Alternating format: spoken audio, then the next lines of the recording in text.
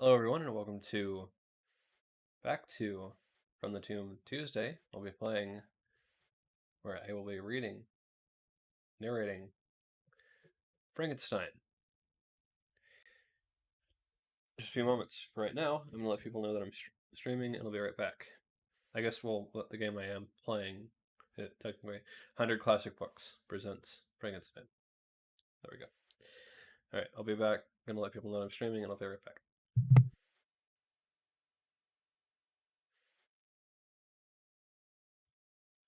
Quick audio test. Testing. Testing. Okay, good.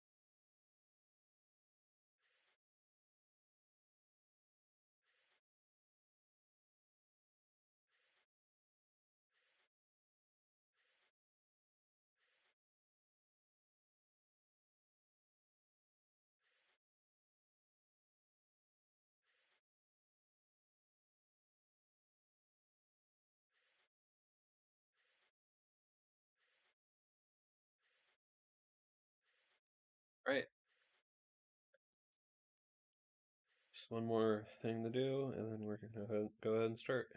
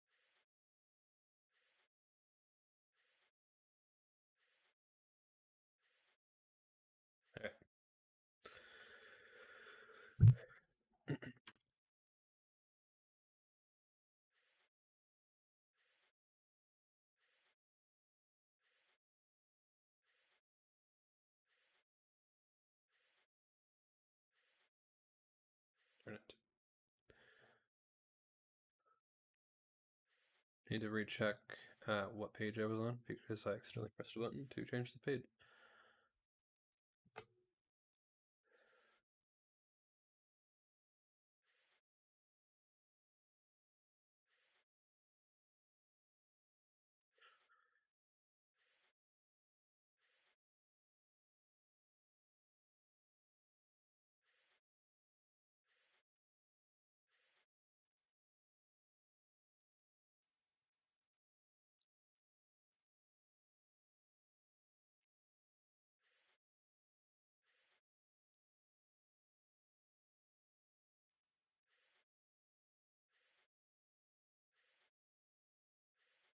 Okay, good. Let's go ahead and start up into the reading.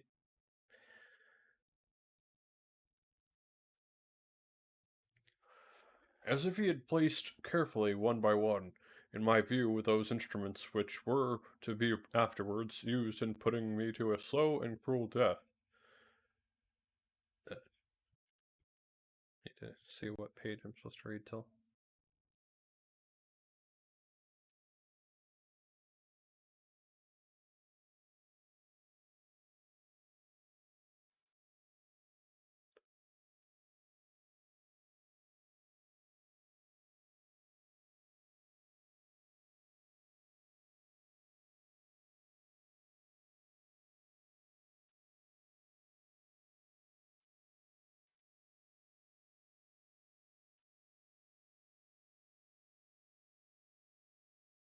All right, there we go. Finally begin. All right, good. Start over again. Start of the page. As if he had placed carefully, one by one, in my view, those instruments which were to be afterwards used in putting me to a slow and cruel death. I writhed down under his words, yet dared not exhibit the pain I felt. Clerval, whose eyes and feelings were always quick in discerning the sensations of others, declined the subject, alleging in excuse his total ignorance, and the conversation took a more general turn. I thanked my friend from my heart, but I did not speak. I saw plainly that he was surprised, but he never attempted to draw my secret out from me. And although I loved him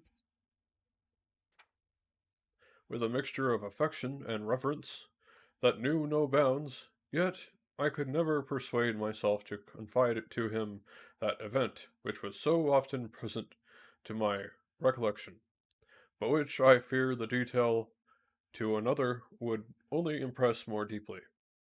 M. Crimpe not equally docile, and in my condition at that time of almost insupportable sensitiveness, his harsh, blunt econi- encomiums gave me even more pain than the benevolent approbation of M. Waldman. D.N. the fellow, cried he. Why, M. Clerval, I assured you he has outstripped us all. I stare if you please, but it is unnerving. It is nevertheless true. A youngster who, but a few years ago, believed in Cornelius Agrippus as firmly as in the gospel, has now set himself at the head of the university, and if he is not soon pulled down, we shall all be out of countenance. A. Sigh continued. He observing my face expressive of suffering, M. Frankenstein is modest, an excellent quality in a young man. Young men should be diffident of themselves, you know. M. Clerval, I was myself when young, but that wears out in time, short time. M. Crimpe had now commenced an eulogy on himself, which happily turned the conversation from a subject that was so annoying to me. Clerval had never sympathized in my taste for natural science, and his literacy pursuits differed wholly from those which had occupied me. He came to the university with the design of making himself complete master of the Oriental languages, as thus he should open a field for the plan of life he had marked out for himself. Resolved to pursue no inglorious career, he turned his eyes towards the east, as affording scope for his spirit of enterprise.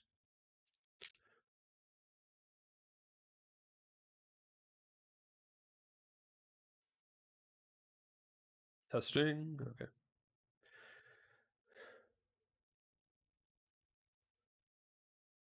The Persian, Arabic, and Sanskrit languages enraged his attention, and I was easily induced to enter on the same studies.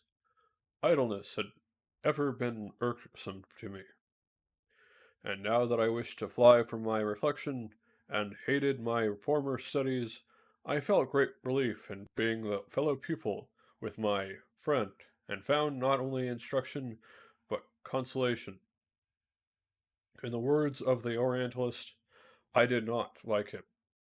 Attempts attempt a critical knowledge of their dialects I did not contemplate, making any other use of them than temporary amusement. I read merely to understand their meaning, and they well repaid my labors. Their melancholy is soothing, and their joy elevating, to a degree I never experienced in studying the southers of any other country. When you read their writings, life appears to consist in a warm sun and a garden of roses, in the smiles and frowns of a fair enemy, and the fire that consumes your own heart. How different from the manly and heroical poetry of Greece and Rome. Summer passed away in these occupations, and my return to Geneva was fixed for the latter end of autumn. But being delayed by several accidents, winter and snow arrived. The roads were deemed impassable, and my journey was not sure if I can read that word on Twitch. Uh, Restarted until the ensuing spring. I felt this delay very bitterly, for I longed to see my native town and my beloved friends. My return had only been delayed so long from an unwillingness to leave Clerval in a strange place. Before he had become acquainted with any of its inhabitants, the winter, however, was spent cheerfully, and although the spring was uncommonly late when it came, its beauty compensated for its dilatoriness. The month of May had already commenced, and I expected the letter daily which was to fix the date of my departure. When Henry proposed a pedestrian tour in the environs of Ingolstadt, that I might bid a personal farewell to the country I had so long inhabited, I assented with pleasure to this proposition. I was fond of exercise, and Clerval had always been my favorite companion. In the rambles of this nature that I had taken among the scenes of my native country, we passed a fortnight in these perambulations. My health and spirits had long been restored, and they gained additional strength from the salubrious air I breathed. The natural incidents of our progress and the convention of my friend study had far secluded me from the intercourse of my fellow creatures, and rendered me unsocial. But Clerval called forth the better feelings of my heart. He again taught me to love the aspect of nature and the cheerful face of children. Excellent friend, how sincerely did you love me, and endeavor are to elevate my mind until it was on a level with your own. A selfish pursuit had cramped and narrowed me, until your gentleness and affection warmed and opened my senses. I became the same happy creature who a few years ago, loved and beloved by all, had so sorrow my of had no sorrow or care. When happy, inanimate nature had the power of bestowing on me the most delightful sensations. A serene sky and verdant fields filled me with ecstasy. The present season was indeed divine. The flowers of spring bloomed in the hedge, while those of summer were already in bud. I was undisturbed by thoughts which during the preceding year had pressed upon me, notwithstanding my endeavors to throw them off with an invincible burden. Henry rejoiced in my gallantly, and sincerely sympathized in my feelings. He exerted himself to amuse me, while he expressed the sensations that filled his soul. The resourcefulness of his mind on this occasion were truly astonishing. His con- his conversations were as full of imagination, and very often in imitation of the Persian and Arabic writers. He invented tales of wonderful fancy and passion. At other times, he repeated my favorite poems or drew me out into arguments, which he supported with great ingenuity. We returned to our college on a Sunday afternoon. The peasants were dancing, and everyone we met appeared gay and happy. My own spirits were high, and I bounded along with felt feelings of unbridled joy and hilarity. I'll be right back. I'm going to go ahead and be drinking some water every time there's another new chapter. So I'll be right back. I'm going to get some water.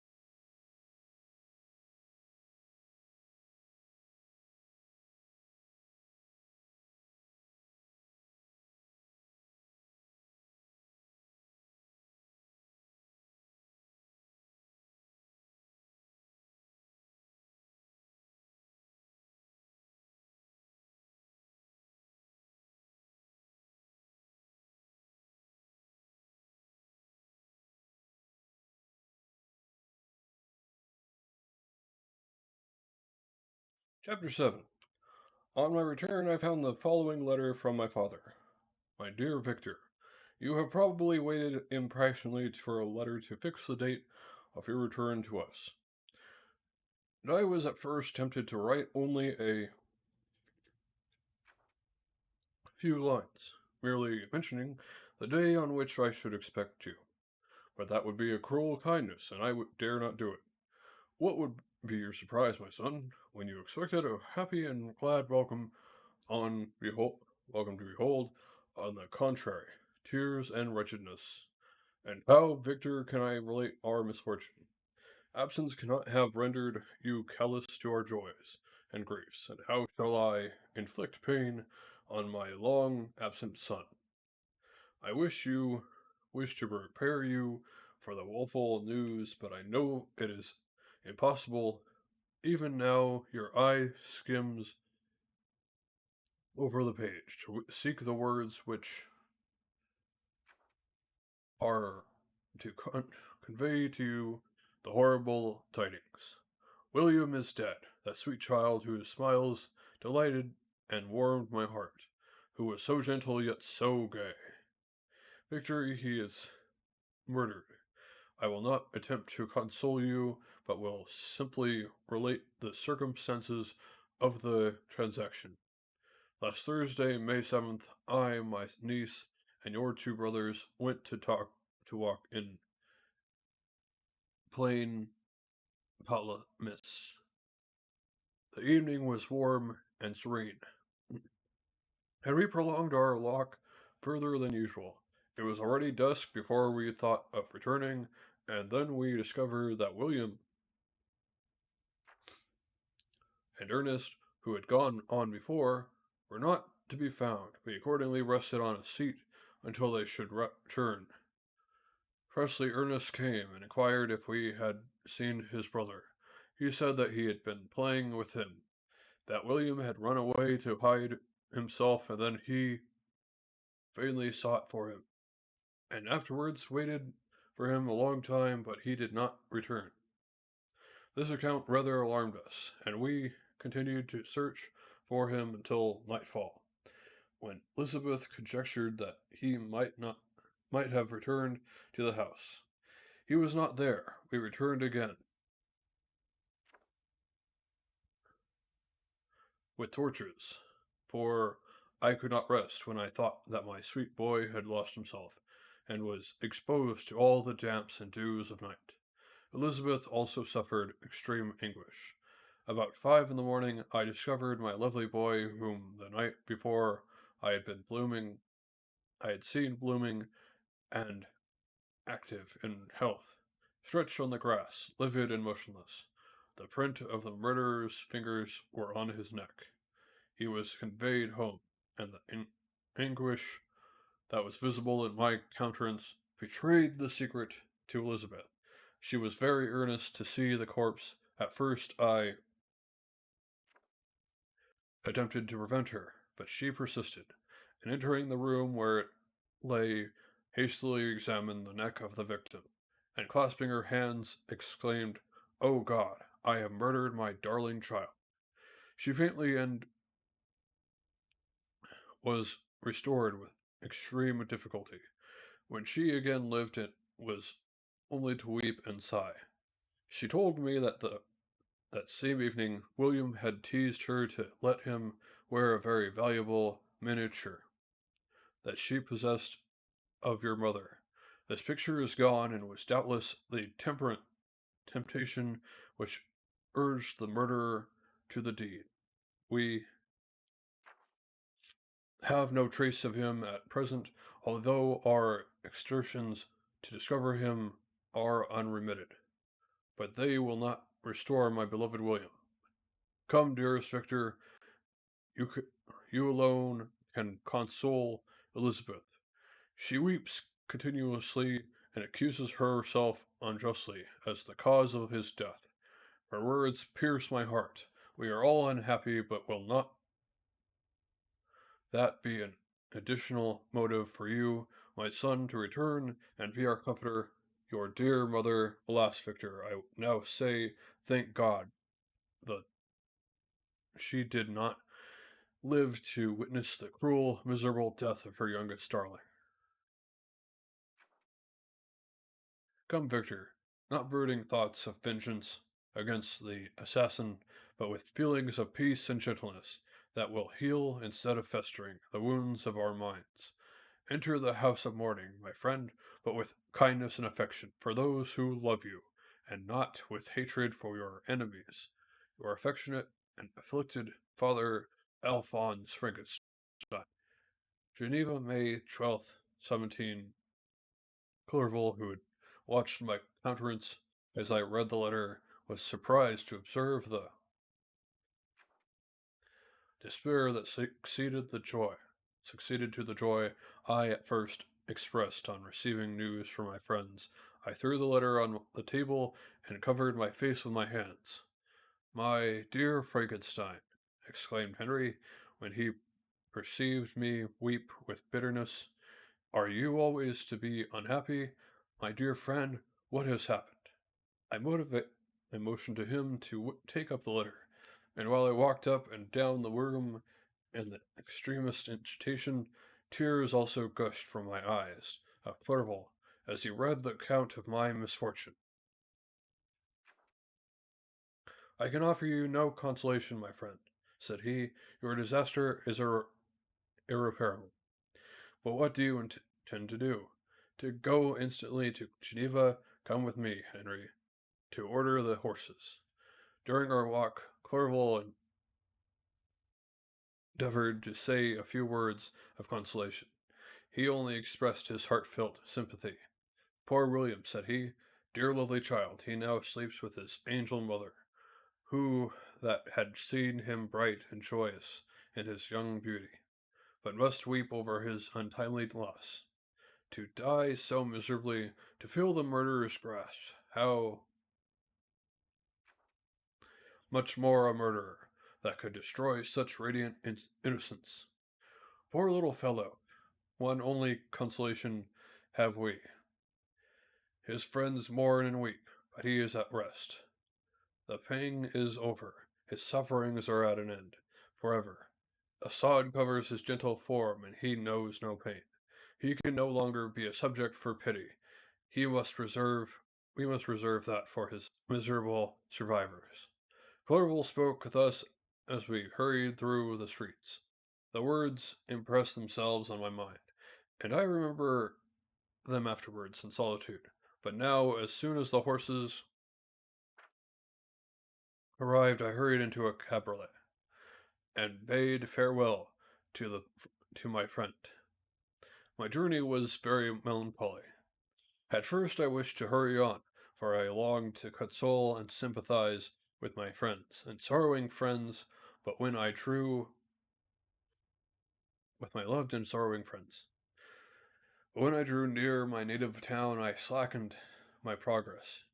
I could hardly sustain the multitude of feelings that crowded into my mind. I passed through scenes familiar to me, my youth, but which I had not seen for nearly 6 years. How altered everything might be during that time. One sudden and desolating change had taken place, but a thousand little circumstances might have been might have, by degrees, working other alterations, which, although they were done more tranquilly, might not be the less decisive. Fear overcame me. I dared not advance, dreading a thousand nameless evils that made me tremble. Although I was unable to define them, I remained 2 days at Lausanne. In this painful state of mind, I contemplated this lake. The waters were placid. All around was calm, and the snowy mountains, the places of nature, were not changed by degrees. The calm and heavenly scene restored me, and I continued my journey towards Geneva. The road ran by the side of the lake, which became narrower as I approached my native town. I discovered more distinctly the black sides of Jura and the bright summit of Mount Blanc. I wept like a child. Dear dear mountains, my own beautiful lake, how do you welcome your wanderer? Your summits are clear, the sky and lake are blue and placid. Is this to progress, prognosticate peace, or to mock at my unhappiness? I fear, my friend, that I shall render myself tedious by dwelling on these preliminary circumstances, but they were days of comparative happiness, and I think of them with pleasure. My country, my beloved country, who but a native can tell the delight? I took in again, beholding thy streams, thy mountains, and more than all, thy lovely lake. Yet, as I drew near home, grief and fear again overcame me. Night also closed around, and when I could hardly see the dark mountains, I felt still more gloomily. The picture appeared a vast and dim scene of evil, and I foresaw obscurely that I was destined to become the most wretched of human beings. Alas, I prophesied truly, and fate failed only to failed only in one single circumstance, that in all the misery I imagined and dreaded, I did not conceive the 100th part of the anguish I was destined to endure. It was completely dark when I arrived in visions of Geneva. The gates of the town were already shut, and I was obliged to pass the night at such a heron, a village at the distance of half a league from the city. The sky was serene, and as I was unable to rest, I resolved to visit the spot where my poor William had been murdered. As I could not pass through the town, I was obliged to cross the lake in a boat to arrive in Plain Palace. During this strange voyage, I saw the lightnings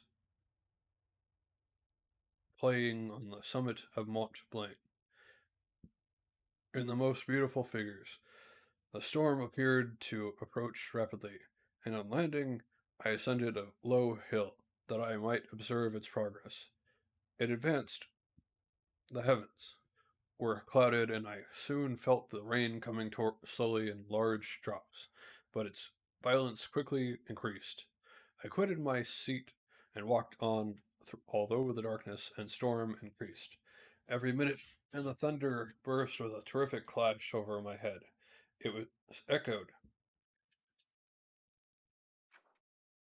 from Solive, the Jura and Alps of Savoy. Vivid flashes of lightning dazed my eyes, illuminating the lake, making it appear like a vast sheet of fire. Then, for an instant, everything seemed of a pitchy darkness, until the eye discovered itself from the preceding flash. The storm, as is often the case of Switzerland, appeared at once in various parts of the heavens. The most violent storm hung exactly north of the town. Exactly north of the town, over that part of the lake which lies between the promontory of Balrive and the village of Puppet.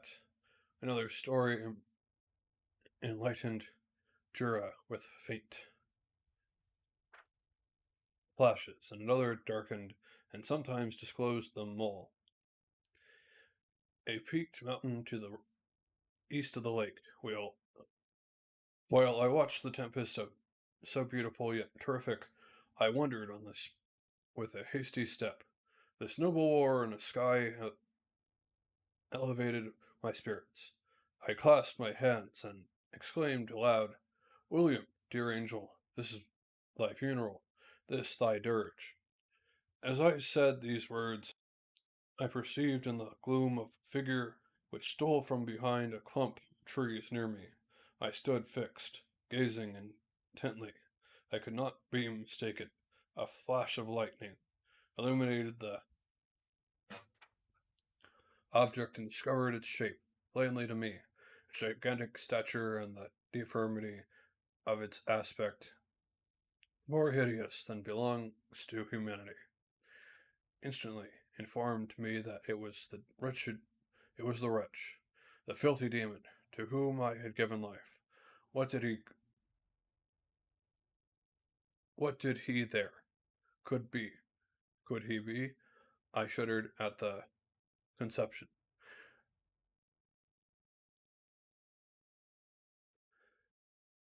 The murderer of my brother. No sooner did that idea cross my imagination than I became convinced of its truth.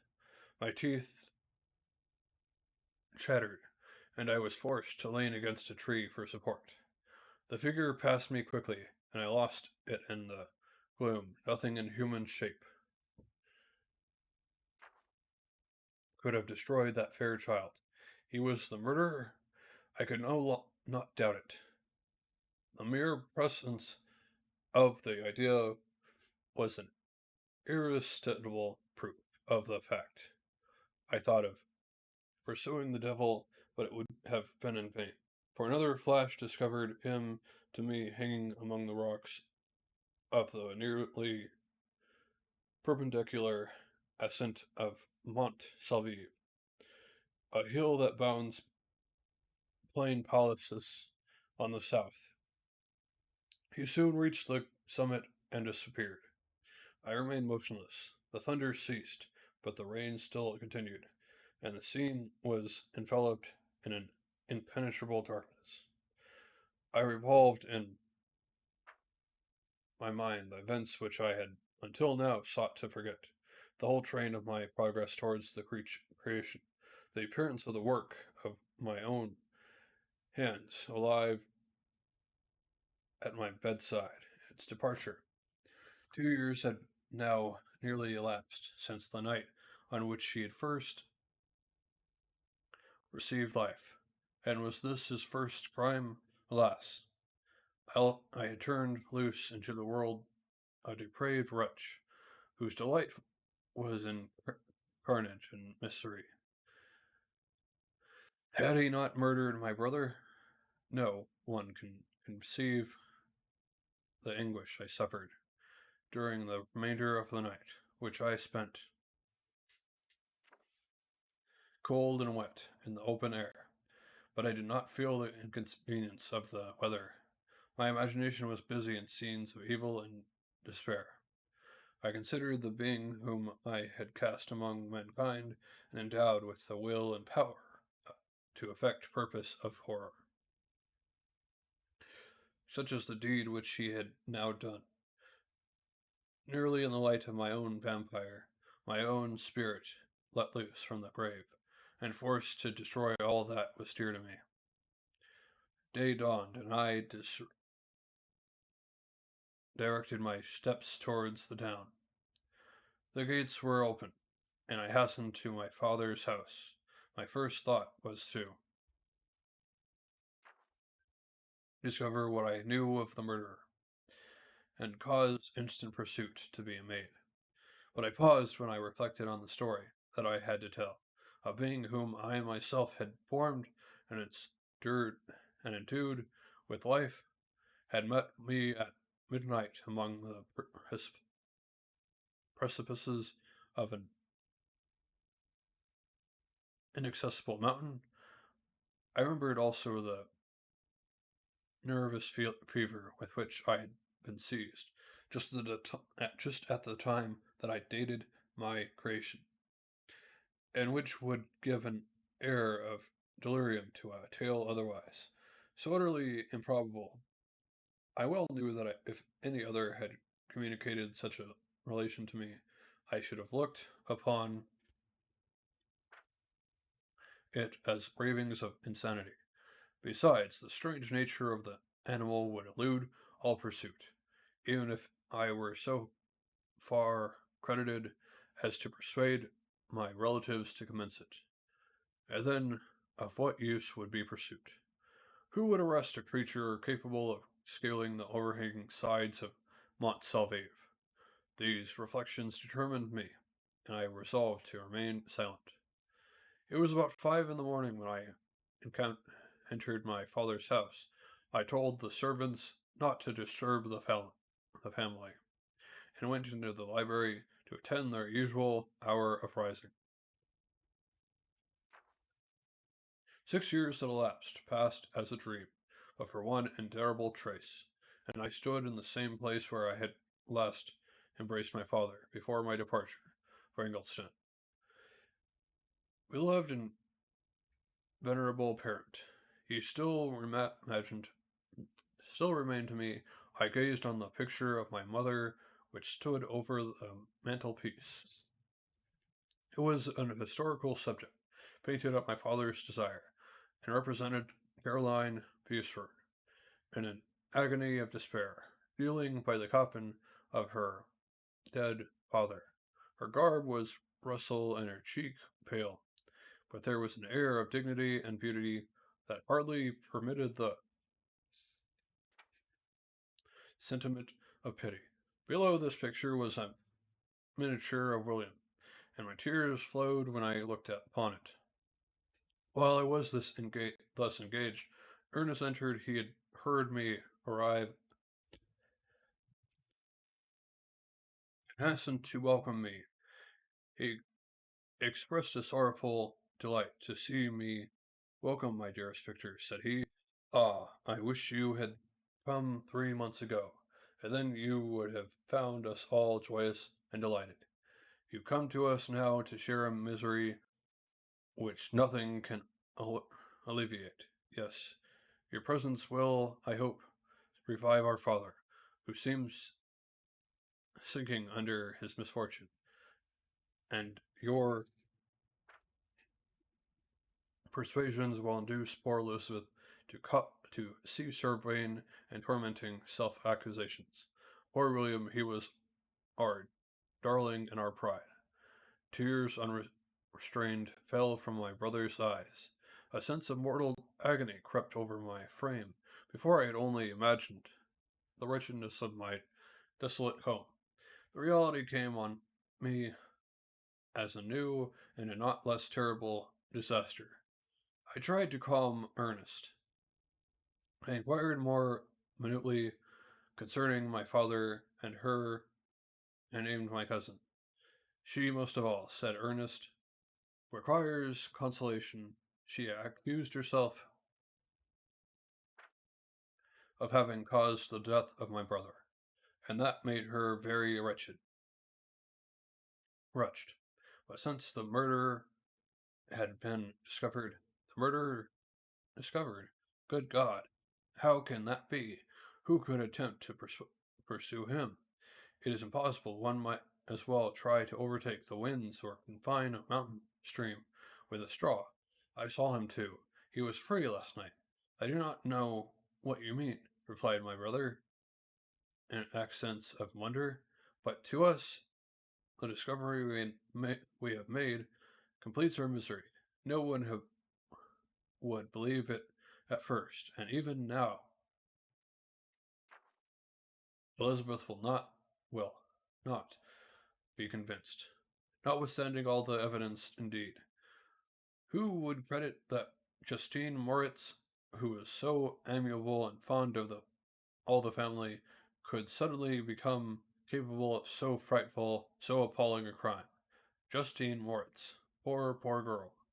She the accused, but it is wrongfully. Everyone knows that. No one believes it. Surely, Ernest. No one did at first, but several circumstances came out that have almost forced conviction upon us, and her own behavior has been so confused as to add to the evidence of facts a weight that I fear leaves no hope for doubt. But she will be tried today, and you will then hear all. He related that the morning on which the murder of poor William had been discovered, Justine had been taken ill and confined to her bed for several days. During this interval, one of the servants happening to examine the bureau she had worn on the night of the murder had discovered in her pocket the picture of my mother, which had been judged to be the temptation of the murder. The servant instantly showed it to one of the others, who, without saying a word to any of the family, went to a magistrate, and upon their disposition, Justine was apprehended. On being charged with the fact, the poor girl confirmed the suspicion in a great measure by her extreme confusion of manner. This was a strange tale, but it did not shake my faith, and I replied earnestly, "You are all mistaken. I know the murderer. Justine, poor good Justine, is innocent." At that instant my father entered. I saw unhappiness deeply impressed on his countenance, but he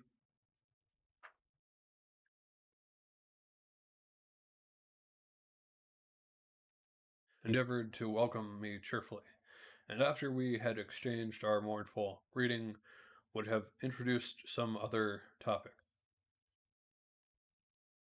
than that of our disaster, had not Ernest exclaimed, "Good God, Pops! Victor says that he knows who was the murderer of poor William." "We do also, unfortunately," replied my father, "for indeed I have had rather have been for ever ignorant than have discovered so much depravity and ingratitude in one I valued so highly. My dear father, you are mistaken. Justine is innocent. If she is God, if she is, God forbid, that she should suffer as guilty. She is to be tried today, and I sincerely hope that she will be acquitted. This spe-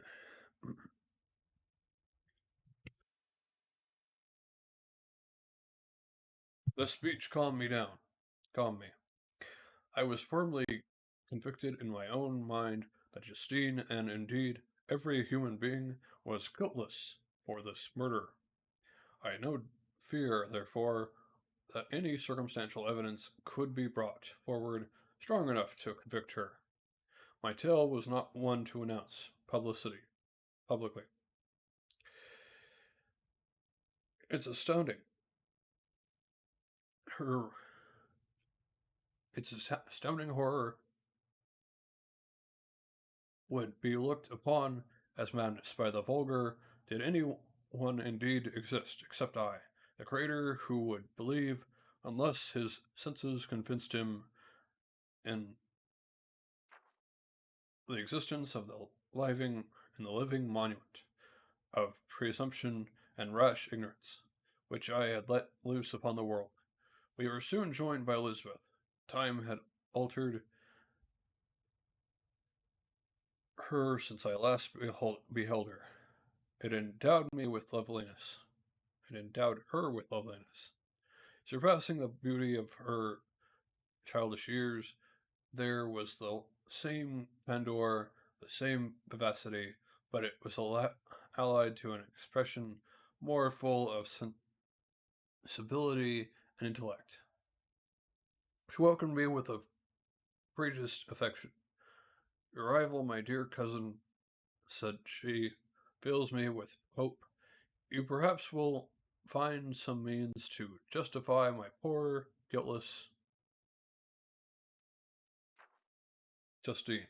Alas, who is safe, if she be convicted of crime? I rely on her and innocence as certainly as I do upon my own. Our misfortune is doubly hard to us. We have not only lost that lovely, darling boy, but this poor girl, whom I sincerely love, is to be torn away by even a worse fate. If she is condemned, I never shall know joy more. But she will not. I am sure that she will not, and that I shall be happy again, even after the sad death of my little William. She is innocent, my Elizabeth, said I, and that shall be proved. Fear nothing.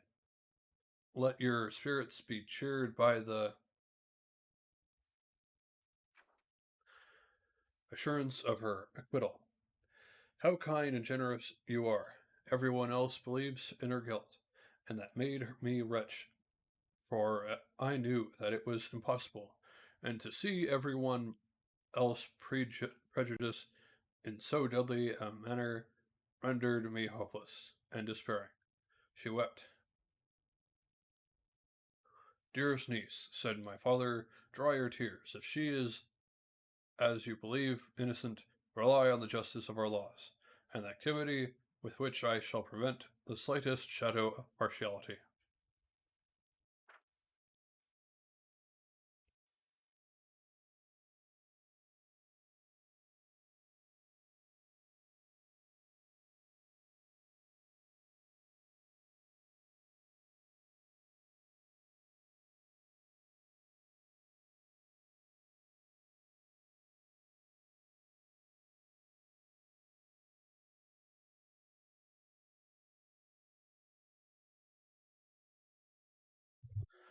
We passed a few sad hours until evening, 11 o'clock.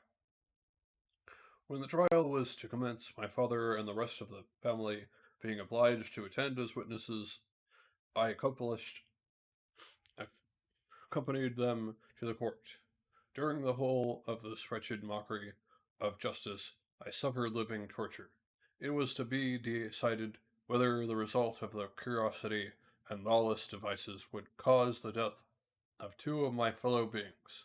One, a smiling babe full of innocence and joy, the other far more dreadfully murdered, with every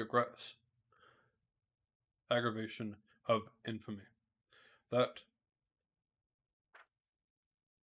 could make the murderer memorable and horrible. Justine also was a girl of merit and possessed qualities which promised to render her life happy. Now all was to be obliterated in an ignominious grave, and I the cause. 1,000 times rather would I have confessed myself guilty of the crime ascribed to Justine, but I was absent when it was committed, and such a declaration would have been considered as the ravings of a madman, and would not have exculpated her who suffered through me. The appearance of Justine was calm. She was dressed in mourning, and her countenance, always engaging, was rendered by the solemnity of her feelings. Exquisitely beautiful, yet she appeared confident in innocence, and did not tremble, although gazed on,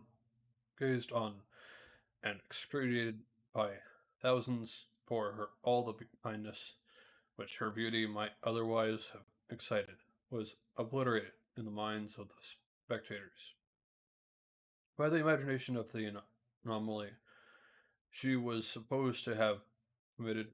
She was tranquil, yet her tranquillity was evidently constrained, and as her confusion had before been adduced as a proof of her guilt, she worked up her mind to an appearance of courage. When she entered the court, she threw her eyes around, and quickly discovered where we were seated. A tear seemed to dim her eye when she saw us. She quickly recovered herself, and a look of sorrowful affection seemed to attest her utter guiltlessness. The trial began, and after the advocate against her had stated the charge, several witnesses were called. Several strange facts combined against her, which might have staggered anyone who had not such proof of her innocence as I had. She had been out the whole of the night on which the murder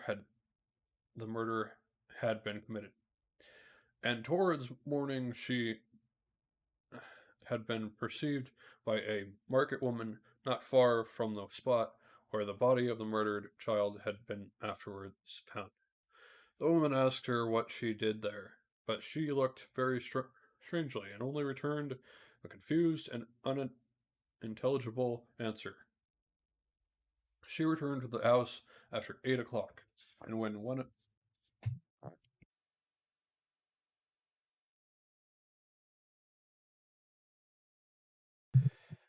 she returned to the house about 8 o'clock, and when one inquired where she had passed the night, she replied that she had been looking for the child, and demanded earnestly if anything had been heard concerning him.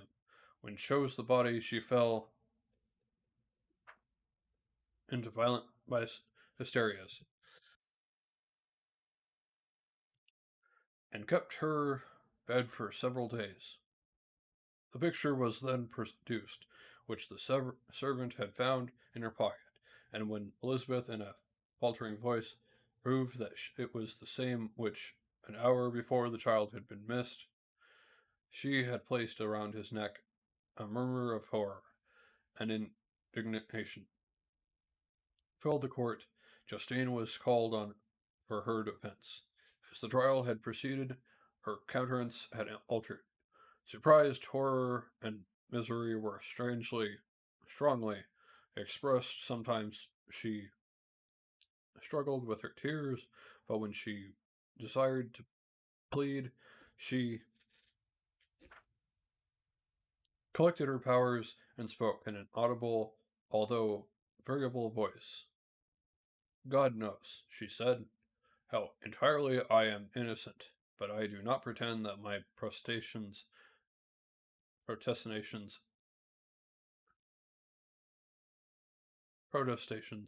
should acquit me.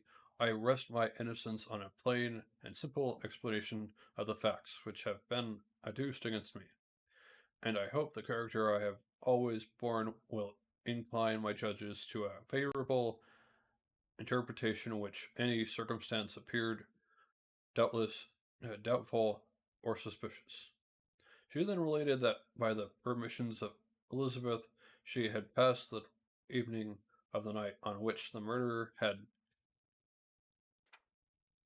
been committed at the house of an aunt and Cheyenne, a village situated at about a league from Geneva. One of her return at about 9 o'clock, she met a man who asked her if she had seen anything of the child, who was lost. She was alarmed by this account, and passed several hours in looking for him. When the gates of Geneva were shut, and she was forced to remain several hours of the night in a barn belonging to a cottage, being unwilling to call up the inhabitants, to whom she was well known, most of the night she spent here watching towards morning. She believed that she slept for a few minutes. Some steps disturbed her, and she awoke. It was dawn, and she quitted her asylum that she might again endeavor to find my brother. If she had gone near the spot where his body lay, it was without her knowledge. But she had been bewildered when questioned by the market woman, was not surprised, since she had passed a sleepless night and the fate of poor William was yet uncertain. Concerning the picture, she could give no account.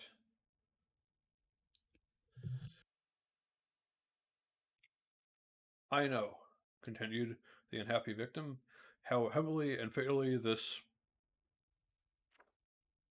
one circumstance weighs against me, but I have no power of explaining it, and when I have expressed my utter ignorance, I am only left to conjecture concerning the probabilities by which it might have been placed in my pocket. But here also I have checked.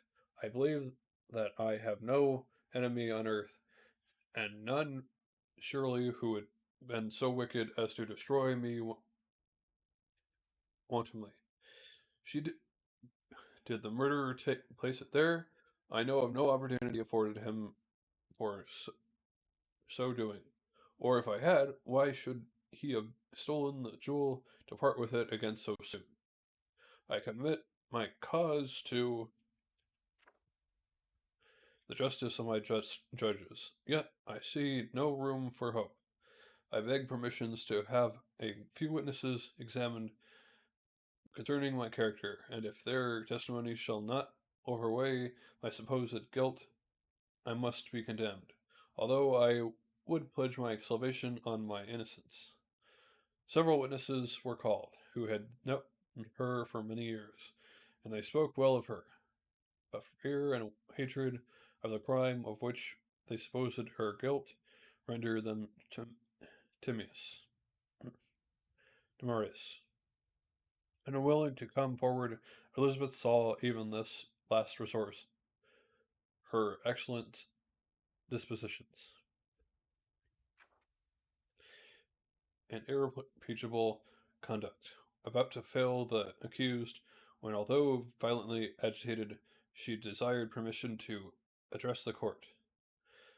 I am, said she, the cousin of the unhappy child, who was murdered, or rather her sister, for I was educated by and have lived with her, with his parents, ever since and ever long before his birth. It may therefore be judged indecent of me to come forward on this occasion, but when I see a fellow creature about to perish through the cowardice of her pretended friends, I wish to be allowed to speak, that I may say what I know of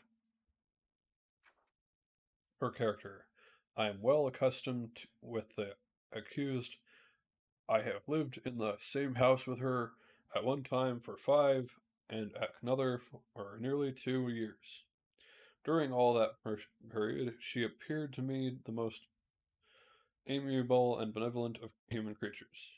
She nursed Madame Frankenstein, my aunt, in her last illness with the greatest affection and care, and afterwards attended her own mother during a tedious illness in a manner that excited the admiration of all who knew her. After which she again lived in my uncle's house, where she was beloved by all the family. She was warmly attached to the child, who is now dead, and acted towards him like a most affectionate mother.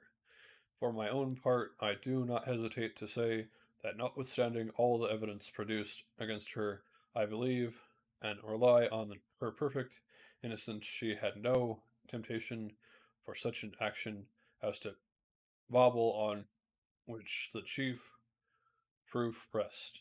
If she had earnestly desired it, I should have willingly given it to her. So much do I esteem and value her. A murmur of approbation followed Elizabeth's simple and powerful appeal, but it was excited by her generous interference and not in favor of poor Justine, on whom the public indignation was turned with renewed violence, charging her with the blackest ingratitude. Uh, ingratitude. She herself wept as Elizabeth spoke, but she did not answer. My own agitation and anguish was extreme during the whole trial. I believe in her innocence. I knew it. Could the demon who had, I did not for a moment doubt, murdered my brother, also in his hellish sport, have betrayed the innocent to death and ignominy, I could not sustain the horror of my situations. And when I perceived that the popular voice and the countenance of the judges had already condemned an unhappy victim, I rushed out of the court in agony. The tortures of the accused did not equal mine. She was sustained by innocence, but the fangs of remorse tore my bosom, and would not forego their hold. I passed a night of unmingled wretchedness. In the morning, I went to the court. My lips and throat were parched. I dared not ask the fatal question, but I was known, and the officer guessed the cause of my visit. The ballots had been thrown. They were all black, and Justine was condemned. I could not pretend to describe what I then felt. I had before experienced sensations of horror, and I had endeavored to bestow upon them adequate expressions. But words cannot convey an idea of the heart-sickening despair that I then endured.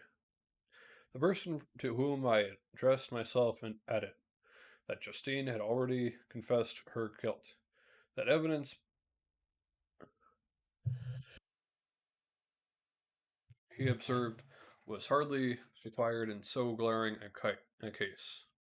But I am glad of it, and indeed none of our judges like to condemn a criminal upon circumstantial evidence, be it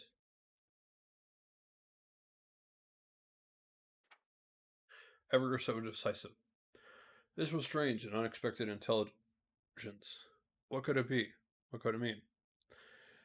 Had my eyes deceived me, and Was I really as mad as the whole world would believe me to be if I disclosed the object of my suspicion? I hastened to return home, and Elizabeth eagerly demanded my result. The res- demanded the result. My cousin, replied I, it is decided, as you may have expected, all judges have rather than that 10 innocent should suffer than that one guilty escape. But she has confessed. This was a dire blow to the poor Elizabeth, who had relied with a firmness upon Justine's innocence. Alas, said she, how shall I ever again believe in human goodness? Justine, whom I loved and esteemed as my sister, how could she put on those smiles of innocence only to betray? Her mild eyes seemed incapable of any severity or guile, and yet she committed a murder. Soon after we heard that the poor victim had expressed a desire to see my cousin. My father wished her not to go, but said that he left it to her own judgment and feelings to decide. Yes, said Elizabeth, I will go. Although she is guilty, and you, Victor, shall accompany me, I cannot go alone. The idea of this visit was torture to me, yet I could not refuse. We entered the gloomy prison chamber and beheld Justine, sitting on some straw at the farther end. Her hands were manacled and her head rested on her knees. She rose on seeing us enter, and when we were left alone with her, she threw herself at the feet of Elizabeth, weeping bitterly. My cousin wept also. Oh, Justine, she said, why did you rob me of my last consolation?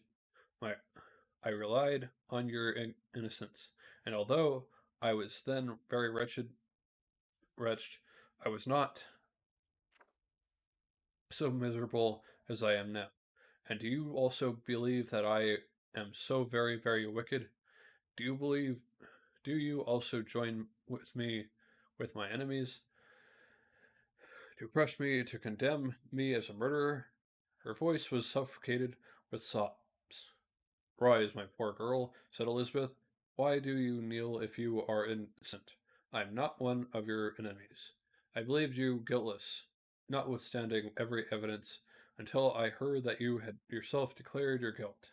That report you say is false, and be assured, dear Justine, that nothing can shake my confidence in you for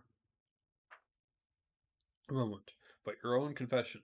I did confess, but I confessed a lie. I confessed that I might obtain absolution, but now that falsehood lies heavier at my heart than all my other sins. The God of heaven forgive me. Ever since I was condemned, my confessor had besieged me. He threatened and menaced until I almost began to think that I was the monster that he said I was. He threatened excommunication and hellfire in my last moments if I continued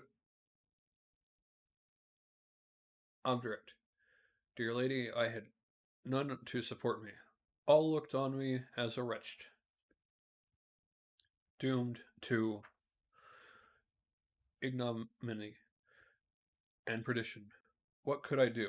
In an evil hour, I subscribed to a lie, and now only am I truly miserable. She paused, weeping, and then continued.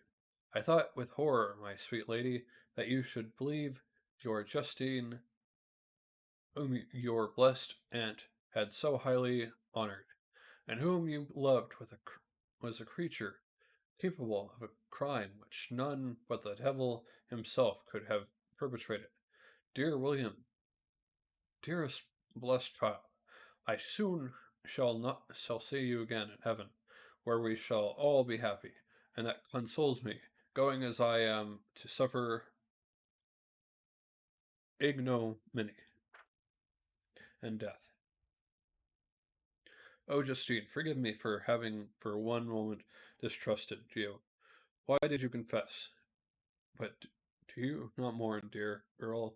Do not fear. I will proclaim, I will prove your innocence. I will melt the stony heart of your enemies by my tears and prayers. You shall not die. You, my playfellow, my companion, my sister, perish on the scaffold. No, no, I never could survive to so horrible misfortune. Justine shook her head mournfully. I do not fear to die, she said. That pang is past. God raises my weakness and gives me courage to endure the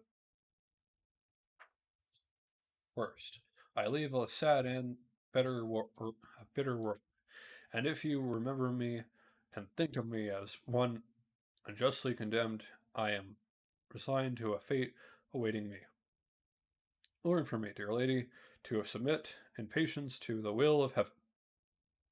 During this conversation, I had retired to a corner of the prison room, where I could conceal the horrid anguish that possessed me. Despair. Who dared talk of that? The poor fellow, the poor victim, who on the morrow was to pass the awful boundary between life and death, felt not as I did. Such deep and bitter agony, I gnashed my teeth and grounded them together, uttering a groan that came from my innermost soul. Justine started when when she saw who it was. She approached me and said, "Dear sir, you are very kind to visit me. You, I hope, do not believe that I am guilty."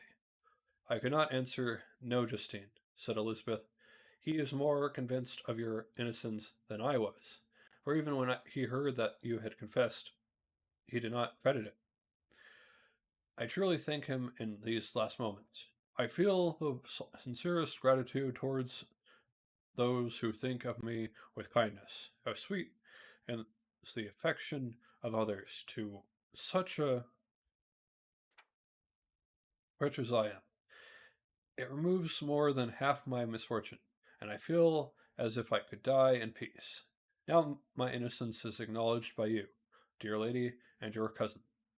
Thus the poor sufferer tried to comfort others and herself. She indeed gained the resignation she desired, but I, the true murderer, felt that nerve dying worm alive in my bosom, which allowed of no hope or consolation. Elizabeth also wept and was unhappy, but hers also was the misery of innocence, which, like a cloud that passes over the fair moon for a while, hides but cannot tarnish its brightness. Anguish and despair had penetrated into the core of my heart. I bore a hell within me, which nothing could extinguish. We stayed several hours with Justine, and it was with great difficulty that Elizabeth could tear herself away. "I wish," cried she, "that I were to die with you. I cannot live in this world of misery." Justine assumed an air of cheerfulness. While she with difficulty repressed her bitter tears, she embraced Elizabeth, and said in a voice of half suppressed emotions, "Farewell, sweet lady, dearest Elizabeth, my beloved and only friend. May heaven, in its boundary, bless and preserve you. May this be the last misfortune that you will ever suffer. Live and be happy, and make others so." And on the morrow Justine died. Elizabeth's heart-rending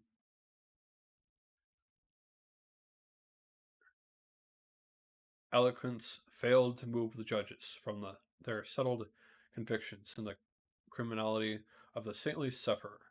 My passionate and indignant appeals were lost upon them. And when I received their cold answers and heard the harsh, unfeeling reasoning of these men, my purposed avowal died away in my lips. Thus might proclaim myself a madman, but not revoke the sentence passed upon my wretched victim. She perished in the scaffold as a murderess.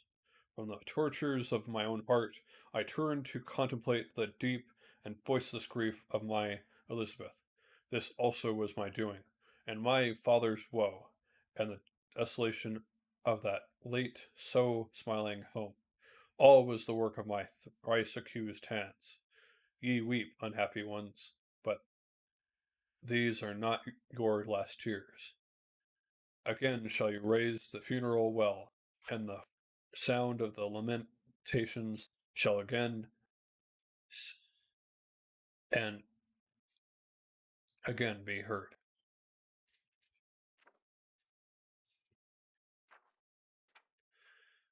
Frankenstein, your son, your kinsman, your early much loved friend, he would have spent much vital drop of blood for your sakes, who has no thought nor sense of joy, except as it is mirrored also in your dear countenance, who would fill the air with blessings, and spend his life in serving you.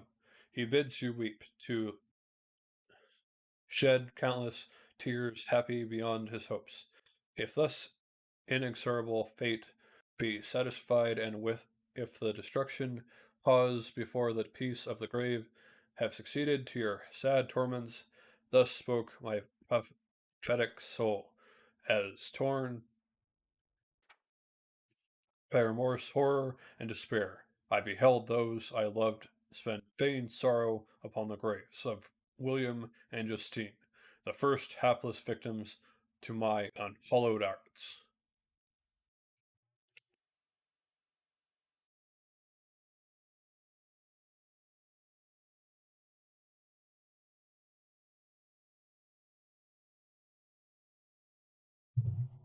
Chapter 9.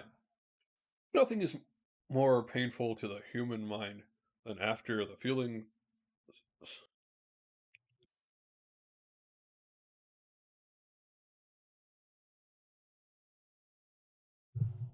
Nothing is more painful to the human mind than after the feelings have been woke up by a quick succession of events.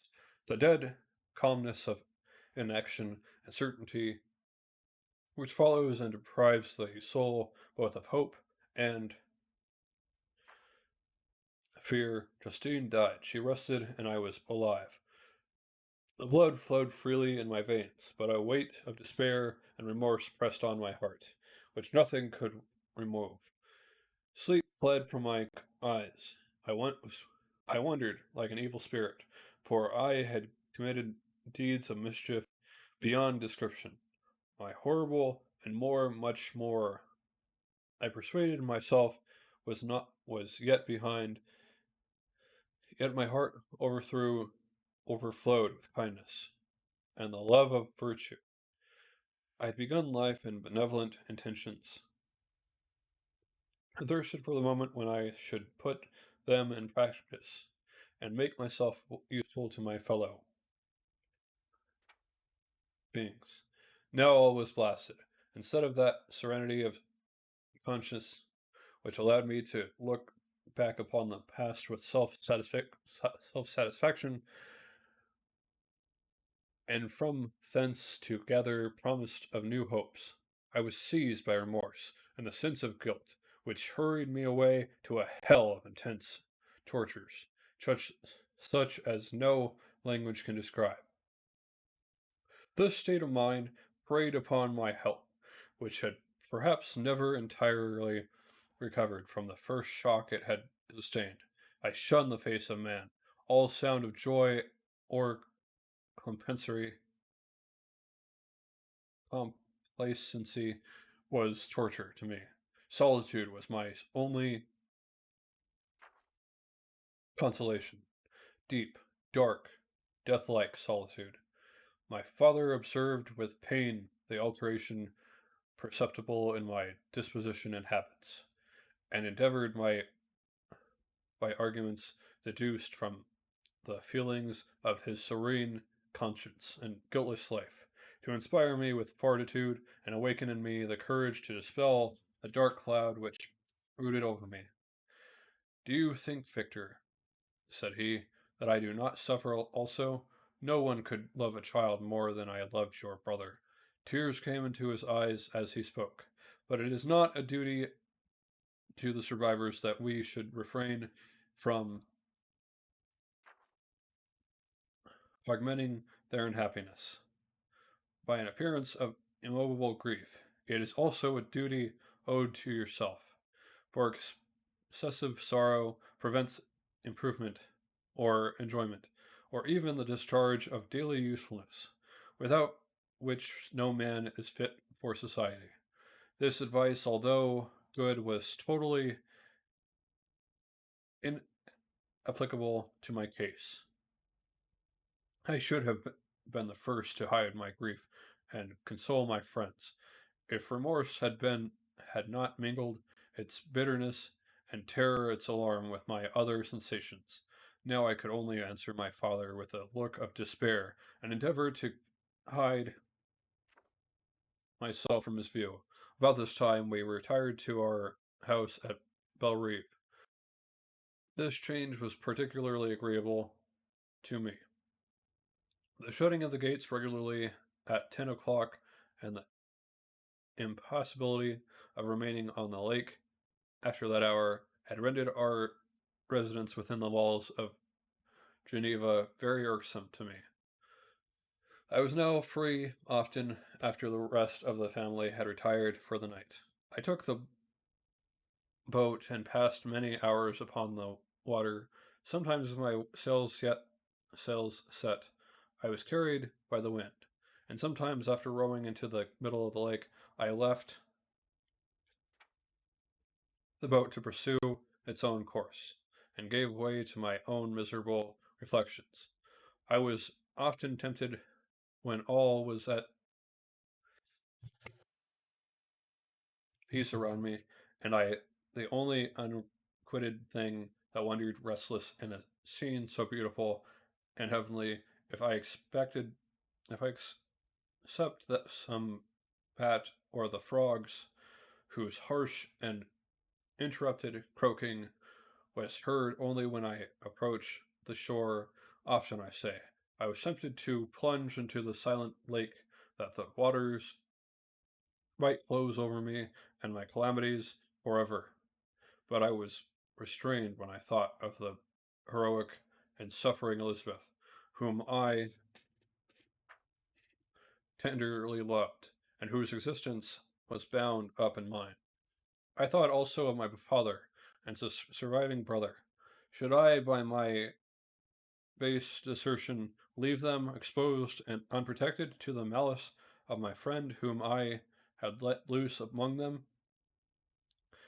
At these moments I wept bitterly, and wished that peace would revisit my mind, only that I might afford them consolation and happiness, but that could not be. Remorse extinguished every hope. I had been the author of unalterable evils, and I lived in daily fear lest the monsters whom I had created should perpetrate some new wickedness. I had I had an obscure feeling that all was not over, and that he would still commit some sigil, signal crime, which by its enormity, enormity should almost efface the recollection of the past. There was almost there was always scope for fear. So long as anything I loved remained behind, my abhorrence of this fiend cannot be conceived. When I thought of him, I gnashed my teeth. My eyes became inflamed, and I ardently wished to extinguish that life which I had to which I had so thoughtlessly bestowed. When I reflected on his crimes and malice, my hatred and revenge burst all bounds of moderation.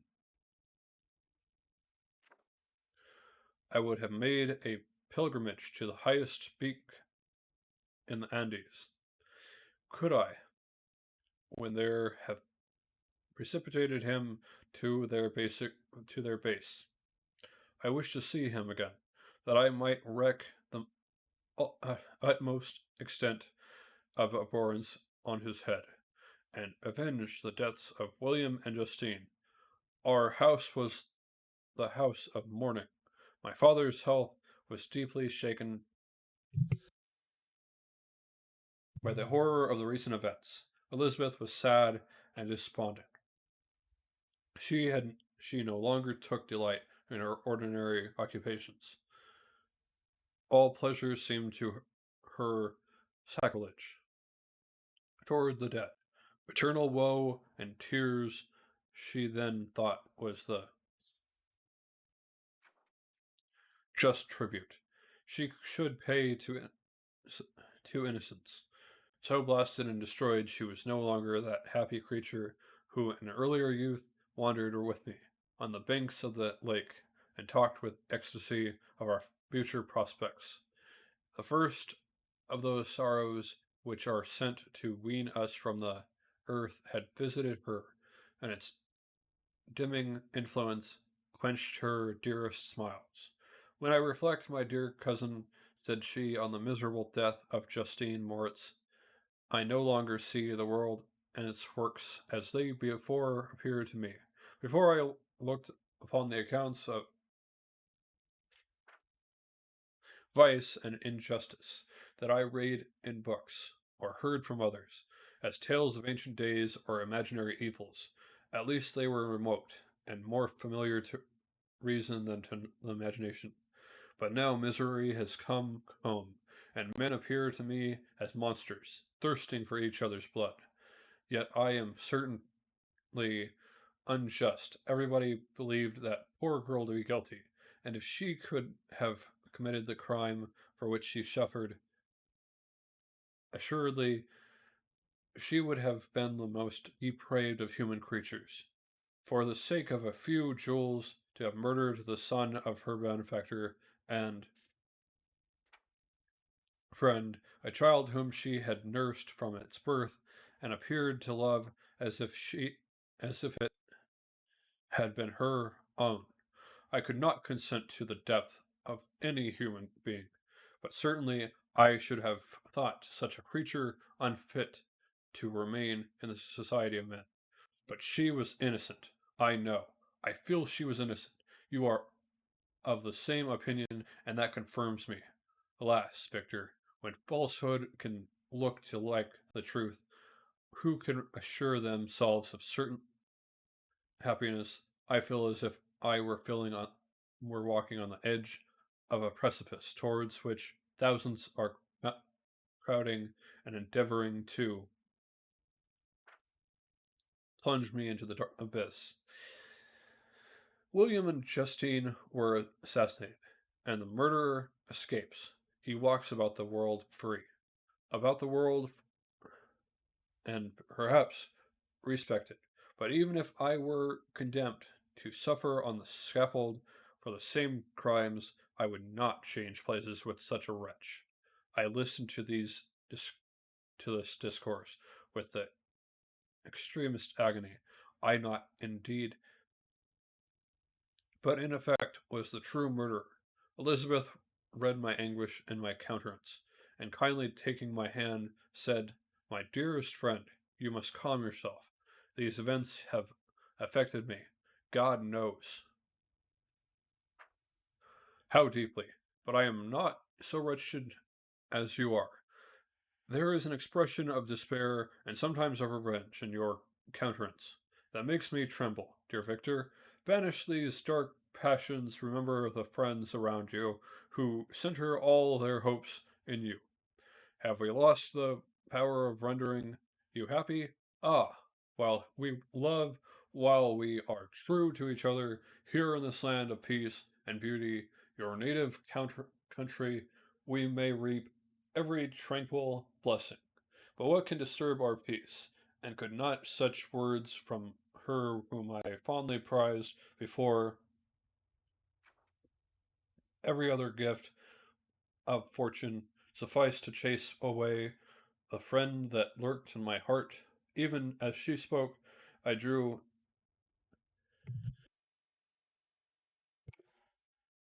I drew near to her, as if in terror, lest at that very moment the destroyer had been near to rob me of her. Thus not the tenderness of friendship, nor the beauty of earth, nor of heaven, could redeem my soul from woe. The very accent of love were ineffectual. I was encompassed by a cloud, which no beneficial influence could penetrate. The wounded deer dragging its fainting limbs to some untrodden brake, there to gaze upon the arrow which had pierced it, and to die, but was but a type of me. Sometimes I could cope with the sullen despair that overwhelmed me, but sometimes the whirling passions of my soul drove me to seek my bodily exercise and bide change of place. Some relief from my intolerable sensations. It was during an access of this kind that I suddenly left my home, and bending my steps towards the near alpine valleys, sought in the magnificence, magnificent, magnificence,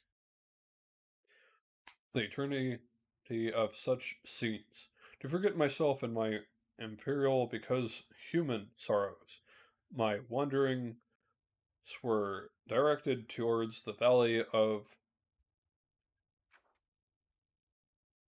Chamonix.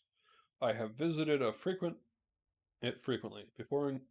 During my boyhood, 6 years had passed since then. I was a wreck, but naught had changed in those savage and enduring scenes. I performed the first part of my journey on horseback. I afterwards hired a mule as the more sure-footed and least liable to receive injury on these rugged roads. The weather was fine. It was about the middle of the month of August, nearly 2 months after the death of Justine, that miserable epoch from which I dated all my woe. The weight upon my spirit had sensibly lightened as I plunged yet deeper in the ravine of Arve. The immense mountains and precipices that overhung me on every side, the sound of the river raging among the rocks, and the dashing of the waterfalls around spoke of a power mighty as omnipotence. And I ceased to fear or to bend before any being less almighty than that which had created and ruled the elements, here displayed in their most terrific guise. Such as I such still as I ascended higher, the valley assumed a more magnificence and astonishing character. Ruined castles hanging on the precipices of tiny mountains. The impetuous Arve, and cottages every here and there peeping forth from among the trees, formed a scene of singular beauty. But it was augmented and rendered sublime by the mighty Alps, whose white and shining pyramids and domes towered above all, as belonging to another earth, the inhabitants of another race of beings. I passed the bridge of Palliser, where the ravine which the river forms opened before me, and I began to ascend the mountain that overhangs it.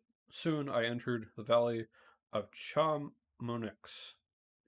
This valley is more wonderful and sublime, but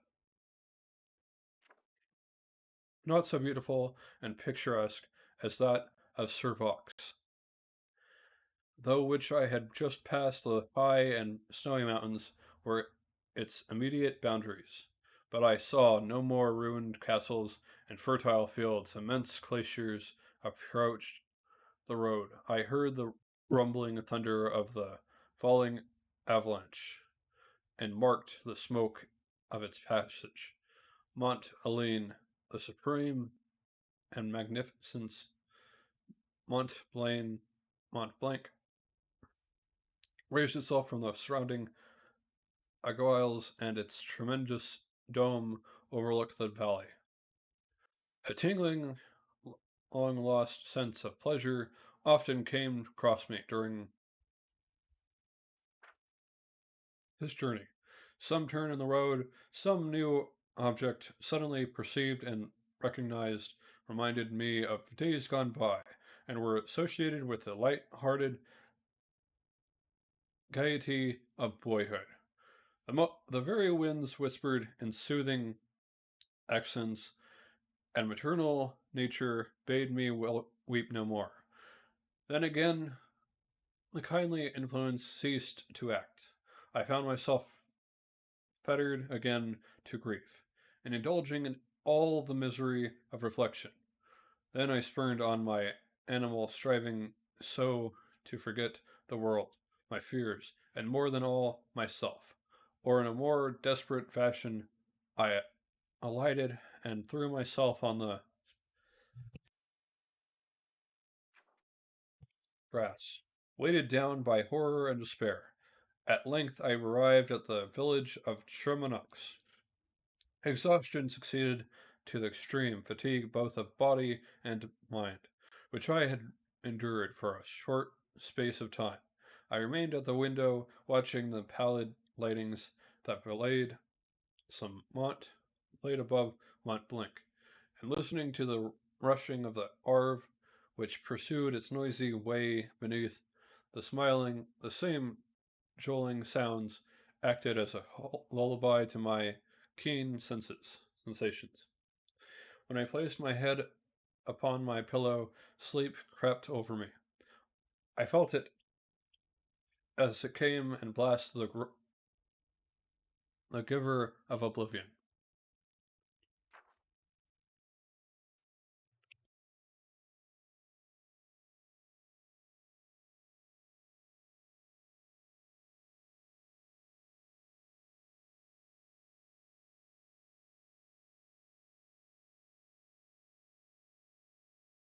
Chapter 10.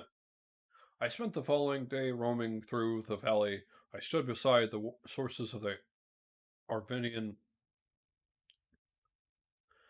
which take their rise in a glacier that with snow pace is advancing down from the summit of the hills to barricade the valley. The abrupt sides of vast mountains were before me, the icy wall of the glacier overhung me.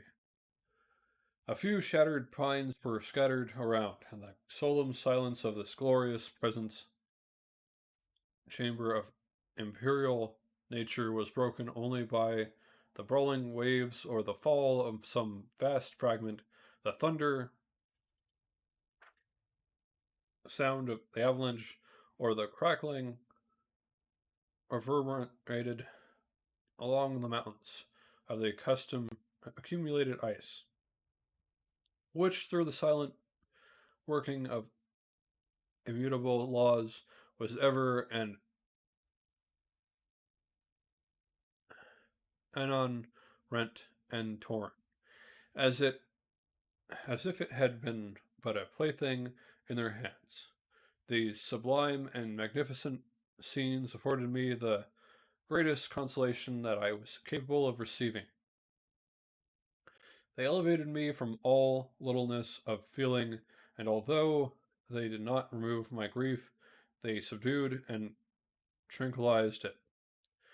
In some degree, also, they diverted my mind from the thoughts over which it had brooded for the last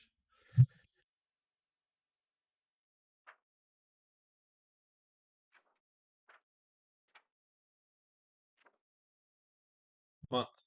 I retired to rest at night. My slumbers, as it were, waited on and ministered to by the semblance of grand shapes which I had contemplated during the day. They congregated around me, the unsustained snowy mountain's top, the glittering pinnacle, the pine woods, and ragged bare ravine. The eagle soaring amidst the clouds, they all gathered round me and bade me be at peace. Where had they fled when the next morning I awoke? All of soul inspiring fled with sleep and dark, melancholy clouds. Every thought the rain was pouring in torrents, and thick mist hid the summits of the mountains, so that I even saw not the faces of those mighty friends. Still, I would penetrate their misty veil and seek them in their cloudy retreats. What was what were rain and storm to me? My mule was brought to the door, and I resolved to ascend to the summit of Montrevert. I remember the effect that the view of the tremendous and ever moving glacier had produced. Even my mind, when I first saw it, it had then filled me with a sublime ecstasy that gave wings to the soul, and allowed it to soar from this obscure world to light and joy. The sight of the awful and majestic in nature had indeed always the effect of solemnizing my mind, and causing me to forget the passing cares of life. I determined to go without a guide, for I was well acquainted with the path, and the presence of another world destroy the solitary grandeur of the sea. The absent is precipitous, but the path is cut into the continual and short windings, which enable you to surmount the perpendicularity of the mountains. It is a scene terrified, desolate, in a thousand spots. The traces of the winter avalanche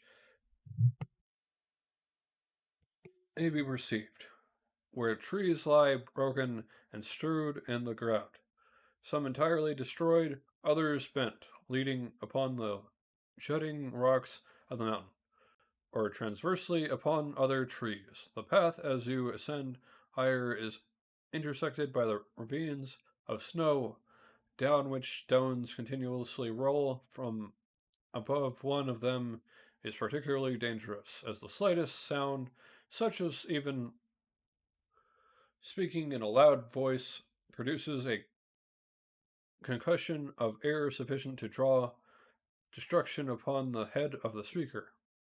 The pines are not tall or luxuriant, but they are somber and add an air of severity to the scene. I looked on the valley beneath. Vast mists were rising from the rivers which ran throughout it, and curling in thick wreaths around the opposite mountain, whose summits were hid in the uniform clouds, while rain poured from the dark sky and added to the melancholy impression I received from the objects around me. Alas! Why does man boast of sensibilities superior to those apparent in the brute? It only renders them more necessary beings. If our impulses were confined to hunger, thirst, and desire, we might be nearly free. But now we are moved by every wind that blows, and a chance word or scene that word may convey to us. We rest a dream has power to poison sleep. We rise when wandering thought pollutes the day. We feel, conceive, or reason, laugh or weep, embrace fond woe, or cast our cares away. It is the same from be it joy or sorrow. The path of its departure still is free. Man's yesterday may ne'er be like his morrow. Naught may endure but mutability. It was nearly noon when I arrived at the top of the ascent. For some time I sat upon the rock that overlooks the sea of ice, a mist covering both that and the surrounding mountains. Presently a breeze dissipated the cloud, and I descended upon the glacier. The surface was very uneven, rising like the waves of a troubled sea, descending low and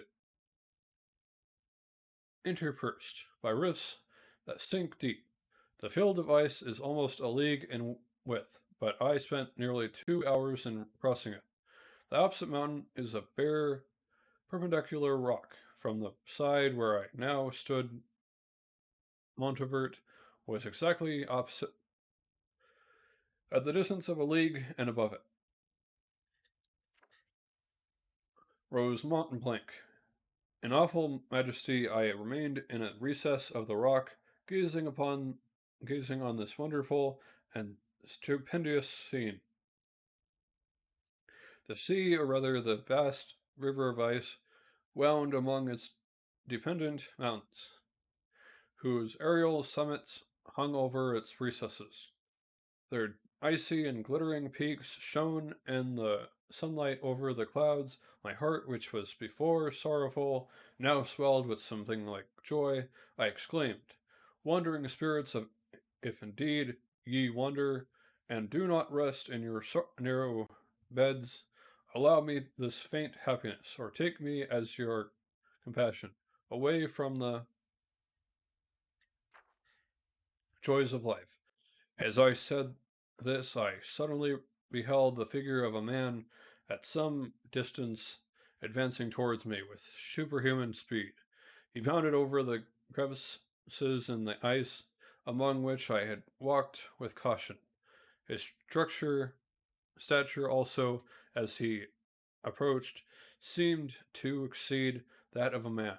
I was troubled. A mist came over my eyes, and I felt a faintness seize me. But I was quickly restored by the cold gale of the mountains.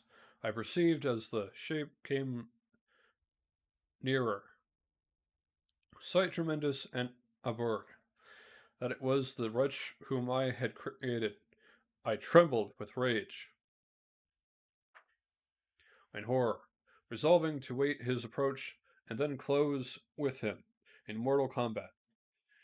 He approached, his countenance bespoke bitter anguish, combined with disdain and malignity, while its unearthed ugliness rendered it almost too horrible for human eyes. But I scarcely observed that this rage and hatred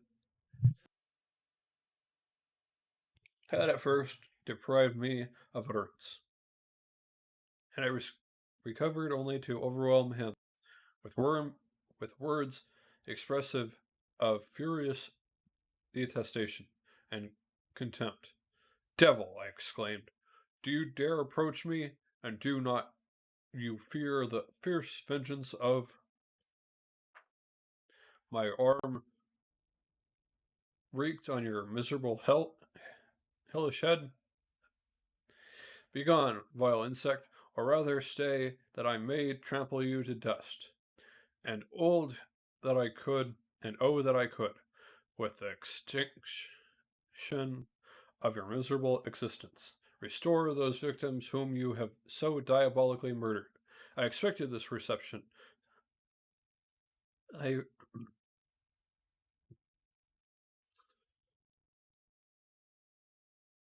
I expected this reception, said the demon. All men hate the wretched. How then must I be hated, who am miserable beyond all living things? Yet you, my Creator, detest and spurn me, thy creature, to whom thou art bound by ties only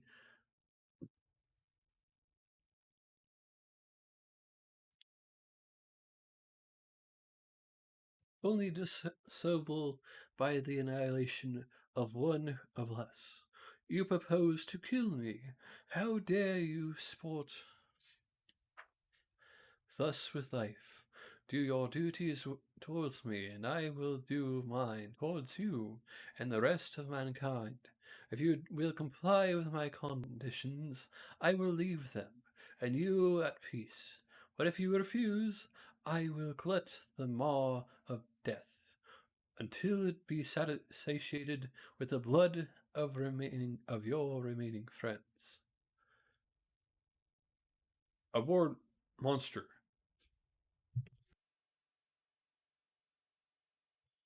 Aboard, monster. Fiend that thou art.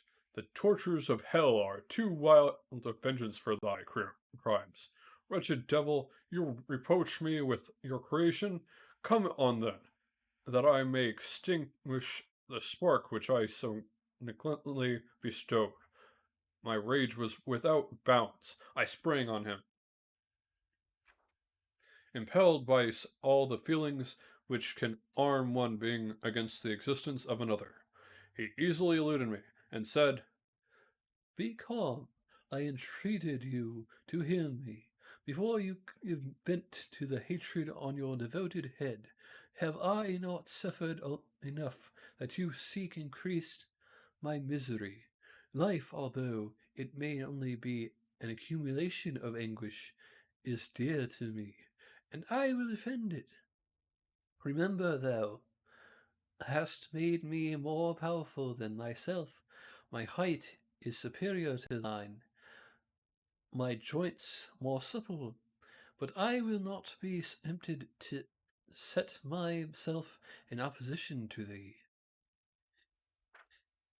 I am the creature, and I will be even mild and docile to my natural lord and king, if thou wilt also perform thy part, the which thou owest me, O Frankenstein. Be not equitable to every other, and trample upon me alone, to whom thy justice, and even thy clemency and affection is most due. Remember that I am the creature, and I ought to be thy Adam, but I am rather the fallen angel, whom thou drivest from joy, for no misdeed. Everywhere I see bliss, from which I alone am irrevocably excluded. I was benevolent and good. Misery made me a friend, make me happy, and I shall be again shall again be virtuous. Begone! I will not hear you. There can be no community between you and me. We are enemies. Begone, or let us try our strength in a fight, in which one must fall. How will I move thee, when no entreaties cause thee to turn a favourable eye upon thy creature, who implores thy goodness and compassion? Believe me, Frankenstein, I was benevolent. My soul glowed with love and humanity, but am I not alone, miserably alone? You, my creator, abhor me. What hope can I gather from your fellow creatures, who owe me nothing? They spurn and hate me. The desert mountains and dreary lakes are my refuge. I have wandered here many days. The caves of ice, which I only do not fear, are a dwelling to me, and the only one which man does not grudge. These bleak skies I hail, for they are kinder to me than your fellow beings.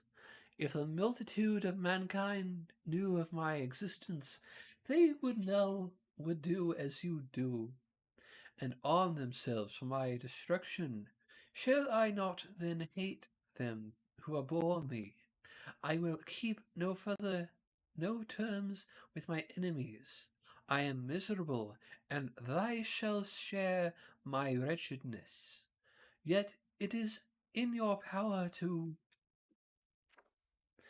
recompense me, and deliver them from an evil which it only remains for you to make so great, that not only you and your family, but thousands of others shall be swallowed up in the whirlwinds of its rage.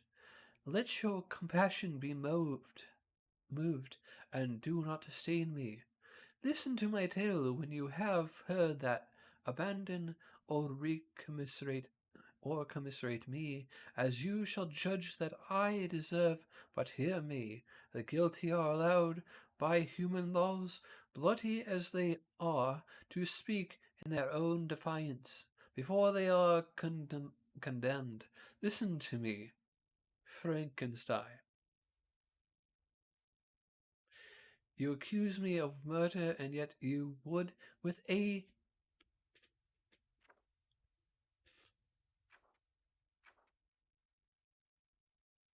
pause here. I'm doing well, Pepper. How are you? Continuing. Satisfied conscience. Destroy your own creature. Oh, praise the eternal justice of man. Yet I ask you not to spare me. Listen to me, and then, if you can, if you will, destroy the work of your hands. Why do you call to my remembrance? I rejoined, circumstances of which I shudder to reflect that I have been the miserable origin and author, cursed by the day, abhorred devil, in which you first saw light.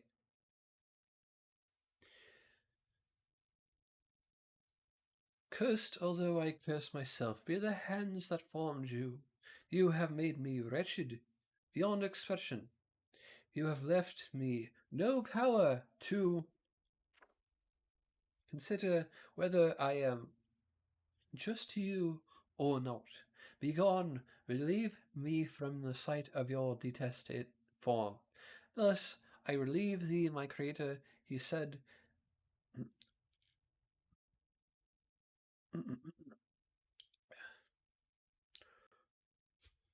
Not just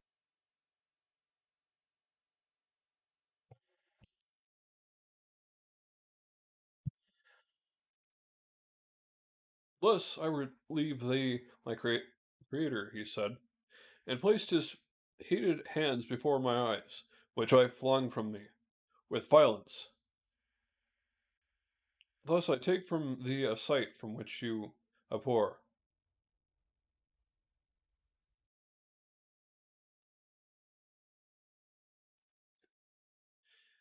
I don't know if it's Frankenstein or if it's the monster that's speaking these next lines. Let's go with the monster. Thus I take from you the sight which you abhor. Still thou canst listen to me, and grant me thy compassion. By the virtues that I once possessed, I demand this from you. Hear my tale, it is long and strange, and the temperature of this place is not feeling to your fine sensations. Come to the hut upon the mountains. The sun is yet high in the heavens. Before it descends to hide itself behind you, snowy precipices and illuminating other world. You will have heard my story, and can decide on you it rests whether I quit forever the neighborhood of man, and lead a harmless life, or become the scourge of your fellow creatures, and the author of your own speedy ruin. At this he led the way across the ice. I followed. My heart was full, and I did not answer him, but as I proceeded, I weighed the various arguments that he had used, and determined at least to listen to his tale. I was partly urged by curiosity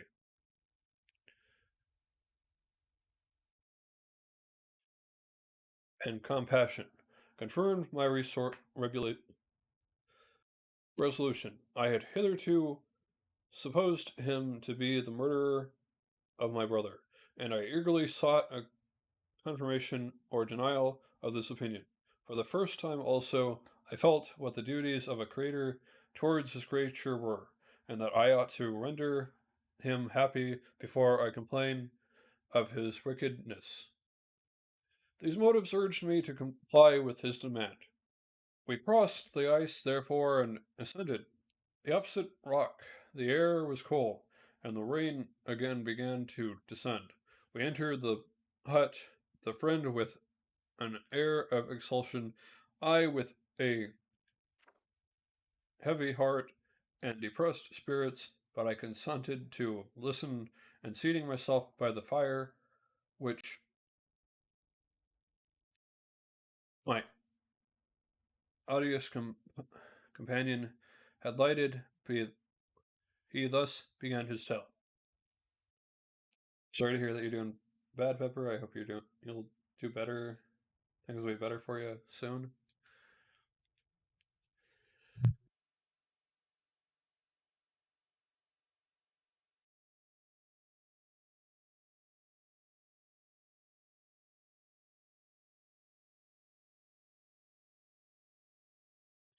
Chapter 11.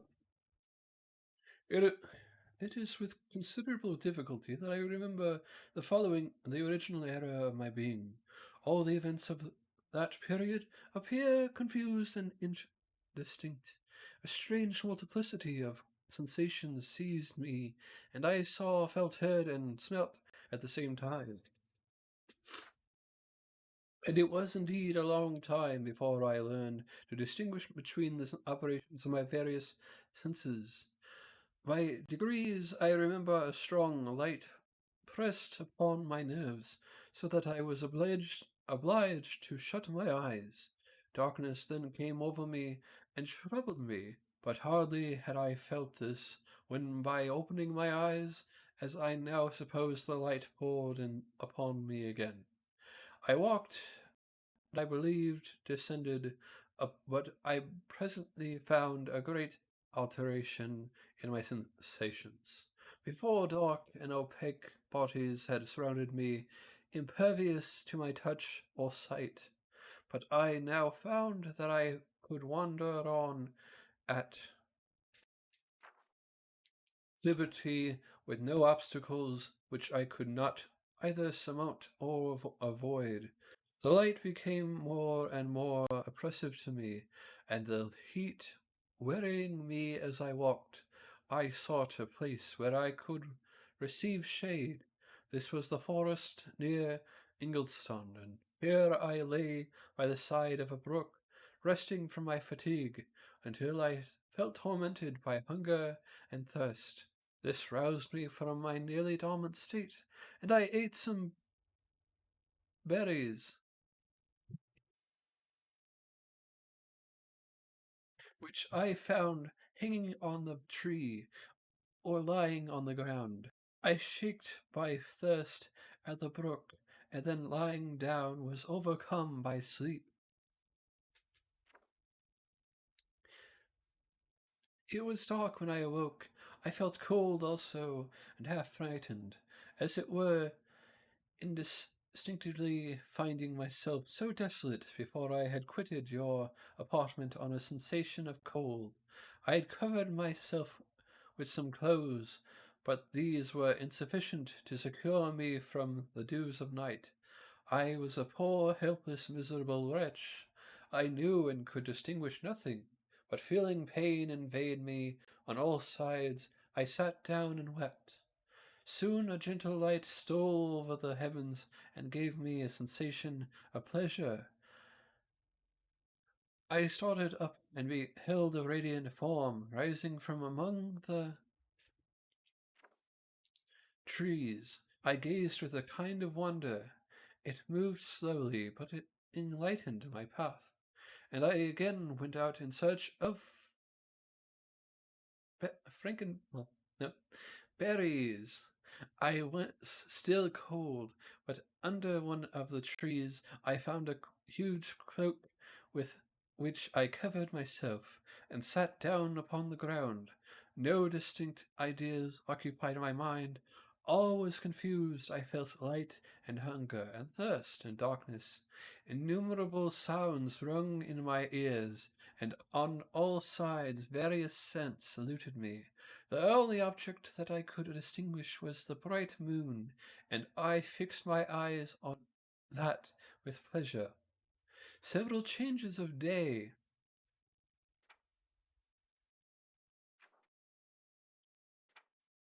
and night passed, and the orb of night had greatly listened. When I began to distinguish my sensations from each other, I gradually saw plainly the clear stream that supplied me with drink, and the light and the trees that shaded me with their foliage. I was delighted that when I first discovered that a pleasant sound which often saluted my ears proceeded from the throats of the little winged animals, who had often intercepted the light from my eyes. I began also to observe with great accuracy the forms that surrounded me, and to perceive the boundaries of the radiant roof of light which canopied me. Sometimes I tried to imitate the pleasant songs of the birds, but was unable. Sometimes I wished to express my sensations in my own mode, but the uncouth and inarticulate sounds which broke from me frightened me into silence again. The moon had disappeared from the night, and again, with a licensed form, showed itself while I was remained in the forest. My sensations had by this time become distinct, and my mind received every day additional ideas. My eyes became accustomed to the light and to perceive objects in their right forms. I distinguished the insects from the herb, and by degrees one herb from another. I found that the sparrow uttered none but harsh notes, whilst those of the blackbird and thrush were sweet and enticing. One day, when I was oppressed by cold, I found a fire which had been left by some wandering beggars, and was overcome with delight at the warmth I experienced from it. In my joy, I thrust my hand into the live embers, but quickly drew it out again with a cry of pain. How strange, I thought, that the same cause should produce such opposite effects.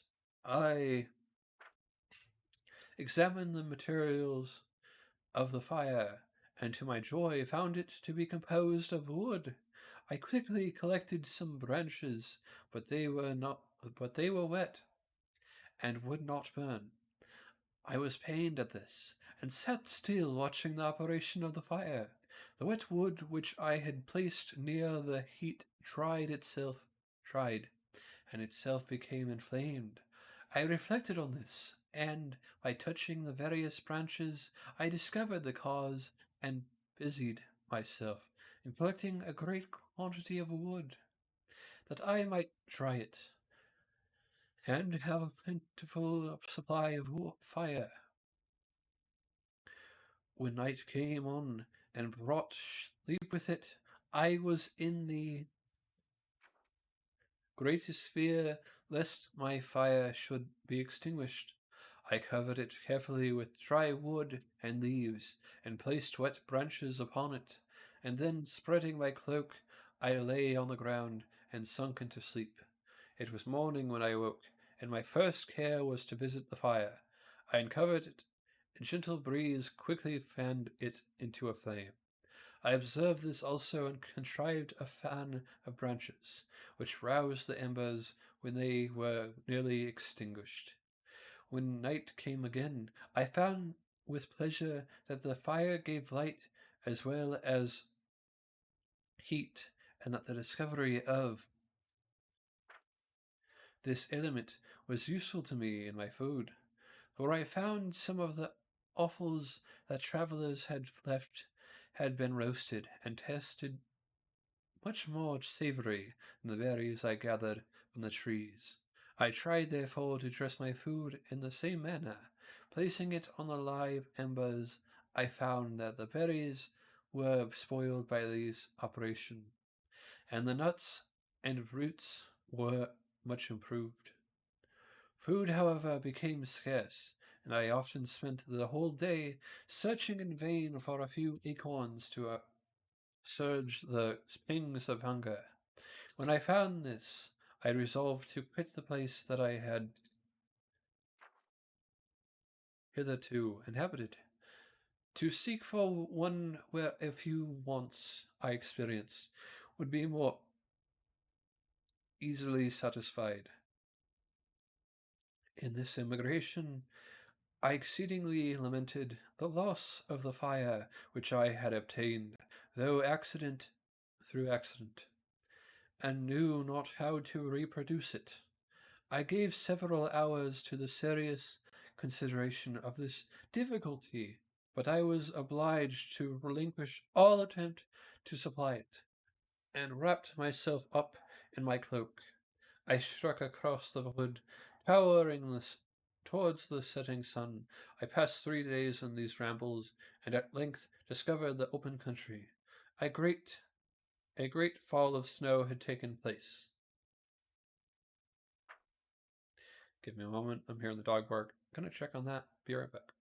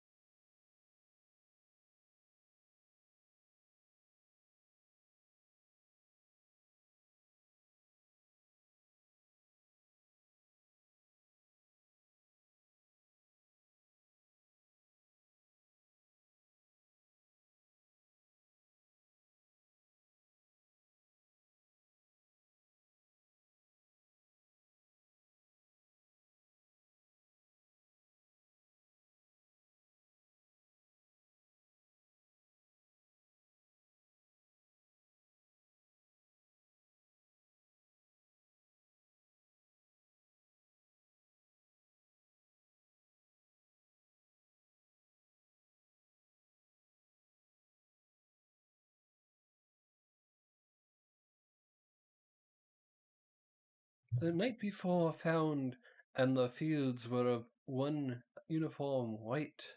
The appearance was disconsolate,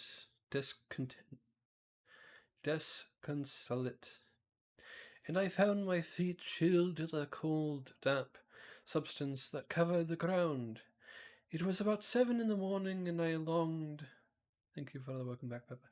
And I longed to obtain food and shelter. At length, I perceived a small hut on a rising ground, which had doubtless been built for the convenience of some shepherd. This was a new sight to me, and I examined the structure with great curiosity. Finding the door open, I entered. An old man sat in it, near a fire over which he was preparing his breakfast. He turned on, hearing of noise, and perceived me, shrieked loudly, and quitting the hut, ran across the fields with the speed of which his debilitated form proudly appeared capable. His appearance different from any I had ever before seen, and his flight somewhat surprised me. But I was enchanted by the appearance of the hut. Here the snow and rain could not penetrate. The ground was dry, and it presented to me then an exquisite and divine a retreat, as pandemonium appeared to the demons of hell. After their suffering in the lake of fire, I greedily devoured the remnants of the shepherd's breakfast, which consisted of bread, cheese, milk, and wine, and a bowl of the latter, however, I did not like. Then, overcome by fatigue, I lay down among some straw and fell asleep. It was noon when I awoke, and allured by the warmth of the sun, which shone brightly on the white ground, I determined to re- recommence my travels, and depositing the remains of the peasant's breakfast in a wallet I proceeded across the fields for several hours, until at sunset I arrived at a village. How miraculously did this appear! the huts, the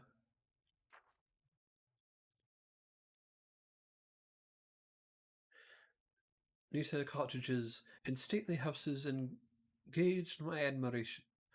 By turns, the vegetables in the gardens, the milk and cheese, what that I saw placed at the windows of some of the cottages, allured my appetite. One of the best of these I entered, but I had hardly placed my foot within the door. Before the children shrieked and one of the women fainted, the whole village was roused. Some fled, some attacked me, until grievously bruised by stones, that many other kinds of missile weapons, I escaped to the open country, and fearfully took refuge in a low hovel, quite bare, and making a wretched appearance after the palaces I had beheld in the village. This hovel, however, joined a cottage of a nest and appearance, but after my late dearly bought experience, I did not enter it. My place of refuge was constructed of wood, but so low that I could with difficulty sit upright in it. No wood, however, was placed on the earth which formed the floor, but it was dry, and although the wind entered it by innumerable thinks, I found it an agreeable asylum from the snow and rain.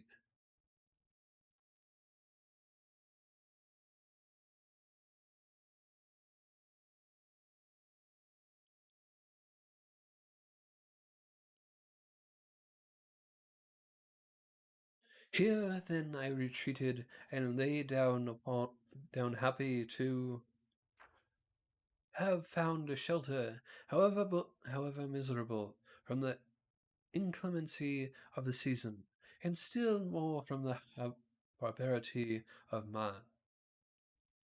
As soon as morning dawned, I crept from my kennel,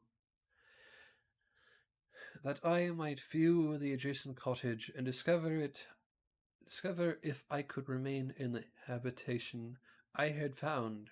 It was situated among the back of the cottage, and surrounded on the sides, which were exposed by a pigsty, and a clear pool of water.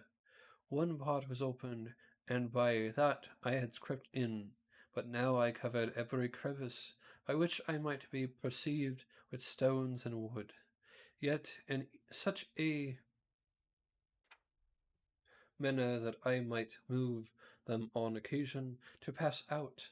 All the light I enjoyed came through the sty, and that was sufficient for me. Having thus arranged my dwelling and carpeted it with clean straw, I retired, for I saw the figure of a man at a distance, and I remembered too well my treatment the night before to trust myself in his power.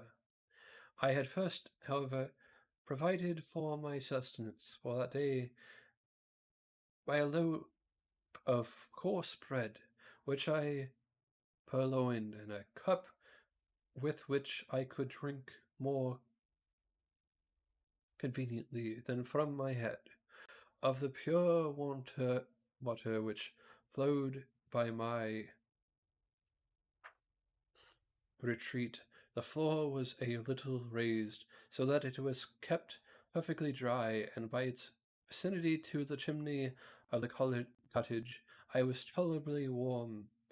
Being thus provided, I resolved to reside in this hovel until something should occur which might alter my determination. It was indeed a paradise compared to the bleak forest, my former residence, the rain-dropping branches and damp earth. I ate my breakfast with pleasure, and was about to remove a plank to produce myself a little water, when I heard a steep and looking through a small chink, I beheld a young creature with a pail on her head. Passing before my hovel, the girl was young and of gentle demeanour, unlike what I had since found cottagers and farmhouse servants to be, yet she was meanly dressed, a coarse blue petticoat and a linen jacket being her only garb. Her hair was plaited, but not adorned. The looked She looked patient, yet sad. I lost sight of her, and in about a quarter of an hour she returned, bearing the pail, which was now partly filled with milk. As she walked along, seemingly incommoded with the burden, a young man met her, whose countenance expressed a deeper despondence. Uttering a few sounds with an air of melancholy, he took the pail from her head and bore it to the cottage himself. She followed, and then he disappeared. Presently I saw the young man again, with some fools in his hand, cross the field behind the cottage, and the girl was also busied, sometimes in the house and sometimes in the yard. On examining my dwelling, I found that one of the windows of the cottage had formerly occupied a part of it, but the panes had been filled up with wood. In one of these was a small and almost impeccable chink, imperceptible, imperceptible chink, although though which the eyes could just penetrate. Through this crevice a small room was visible, whitewashed and clean, but very bare of furniture. In one corner, near a small fire, sat an old man, leaning his head on his hands in a disconsolate attitude. The young girl was occupied in arranging the cottage, but presently she took something out of a drawer, which employed her hands, and the sat and she sat down beside the old man, whom, taking up an instrument, began to play and to produce sounds sweeter than the voice of the thrush or the nightingale.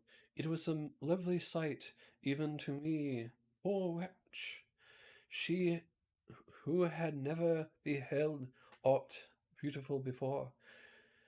The silver hair and benevolent countenance of the aged cottager won my reverence, while the gentle manners of the girl enticed my love.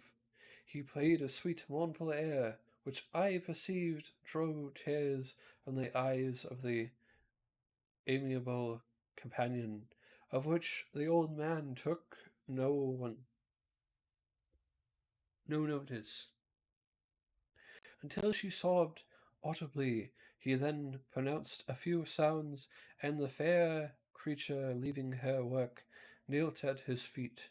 He raised her and smiled with such kindness and affection that I felt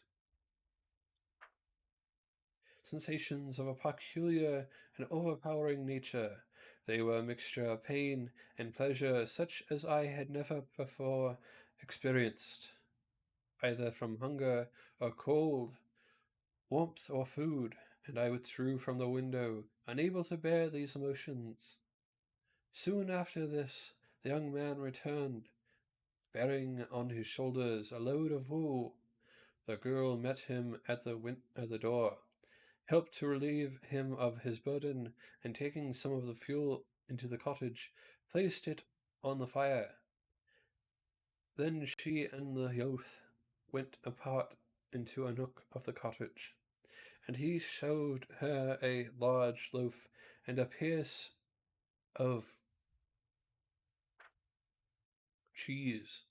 She seemed pleased, and went into the garden for some roots and plants, which she placed in water, and then upon the fire. She afterwards continued her work, whilst the young man went into the garden, and appeared busily employed in digging and pulling up roots.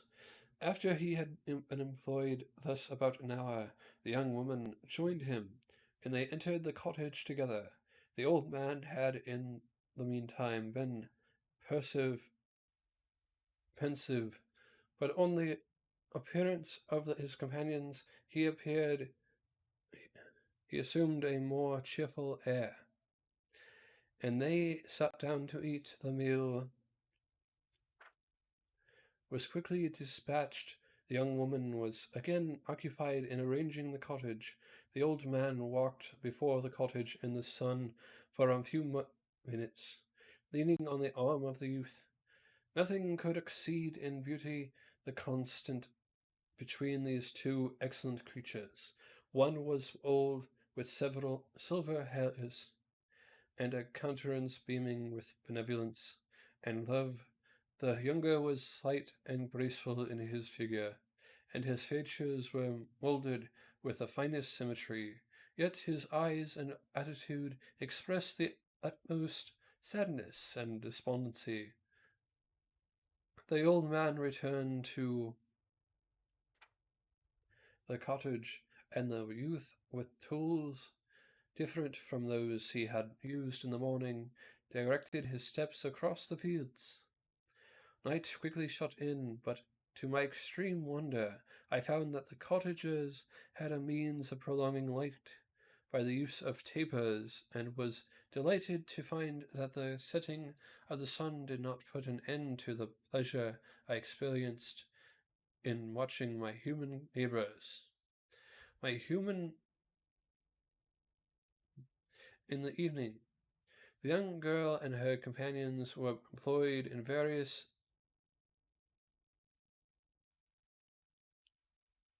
occupations which I did not understand, and the old man again took up the instrument which produced the divine sounds that had enchanted me in the morning. So soon as he had finished, the youth began not to play but to utter sounds that were monotonous, monotonous, neither resembling the harsh harmony neither resembling the harmony of the old man's instrument, nor the songs of the birds. I since found that he read aloud, but at that time I knew nothing of the science of words or letters. The family, after having been thus occupied for a short time, extinguished their lights and retired, as I conjectured, to rest. Chapter 12. I lay on my straw, but I could not sleep. I thought of the occurrence of the day. What chiefly struck me was the gentle manners of these people, and I longed to join them, but dared not. I remembered too well the treatment I had suffered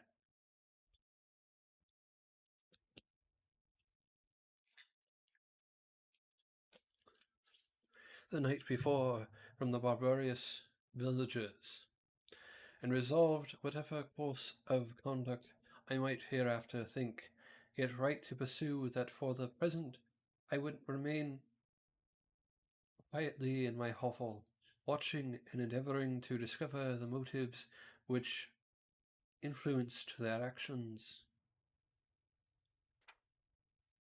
The cottagers arose the next morning before the sun.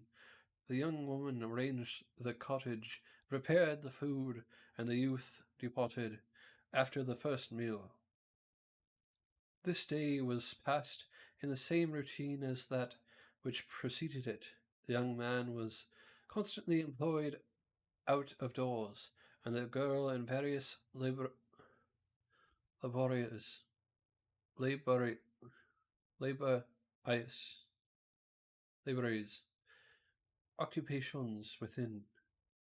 Laborious occupations within. The old man, whom I soon perceived to be blind, employed his leisure hours on an instrument or in contemplation. Nothing could exceed the law and respect which the younger cottagers exhibited toward their venerable companion. They performed towards him every little office of affection, and duty with gentleness, and he rewarded them by his benevolent smiles. They were not entirely happy. The young man and his companion often went apart and appeared to weep. I saw no cause for their unhappiness, but I was deeply affected by it. If such lovely creatures were miserable, it was less strange that I, an imperfect and solitary being, should be wretched. Yet why were those gentle beings unhappy? They possessed a delightful house, for such it was in my eyes, and every luxury. They had a fire to warm them when chill and delicious viands. When hungry, they were dressed in excellent clothes, and still more, they enjoyed one another's company and speech, interchanging each other each day looks of affection and kindness. What did their tears imply? Did they really express pain? I was at first unable to solve these questions, but perpetual attention and time explained to me many appearances, which were at first enigmatic. A considerable period elapsed before I discovered one of the causes of the uneasiness of this amiable family. It was poverty, and they suffered that evil in a very distressing degree. Their nourishment consisted entirely of the vegetables of their garden, and the milk of one cow, which gave very little during the winter, when its masters would scarcely procure food to support it.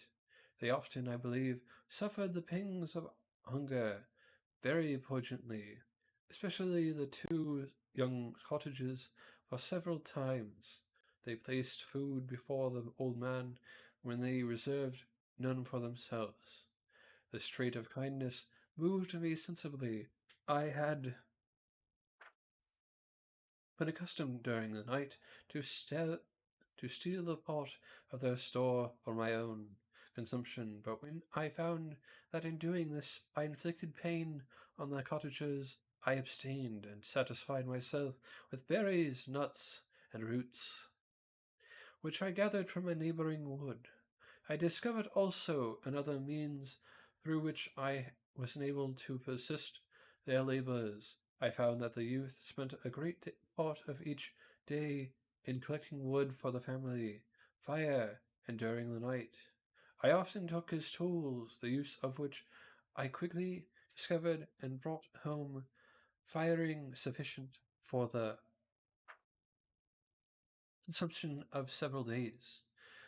I remember the first time that I did this, the young woman, when she opened the door in the morning, appeared greatly astonished on seeing a great pile of wood on the outside.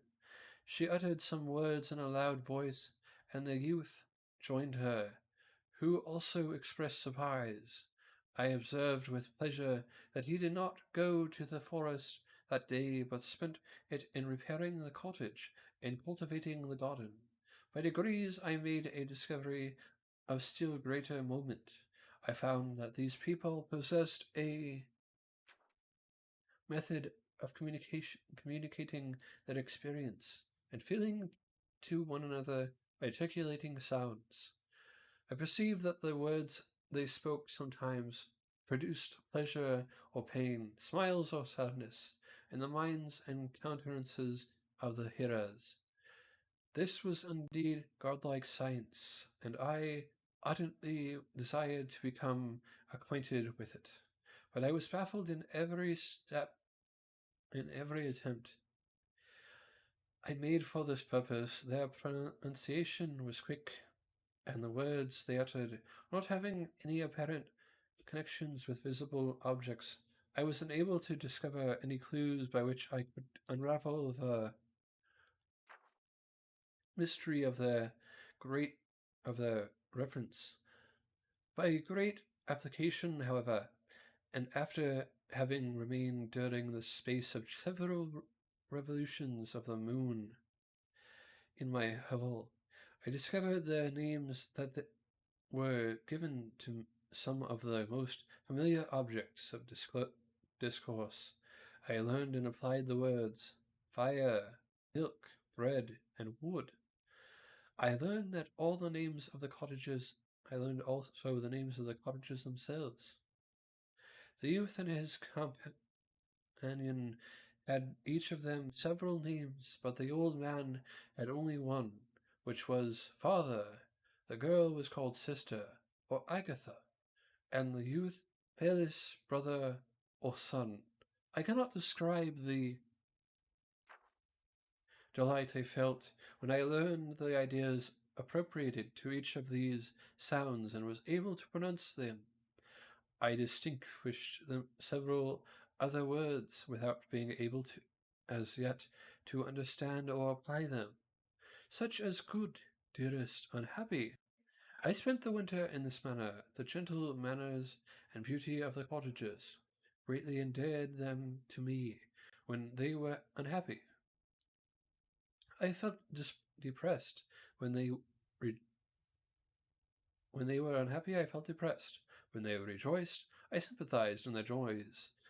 Saw few human beings beside them, and if any other happened to enter the cottage, their harsh manners and rude gait only enhanced to me the superior accomplishments of my friends. The old man, I could perceive, often endeavored to encourage his children. At some times I found that he called them to cast off their melancholy. He would talk in a cheerful accent, with an expression of goodness that bestowed pleasure even upon me. Agatha listened with respect, her eyes sometimes filled with tears, which she endeavored to wipe away in unperceived, but I generally found that her countenance and tone were more cheerful after having listened to the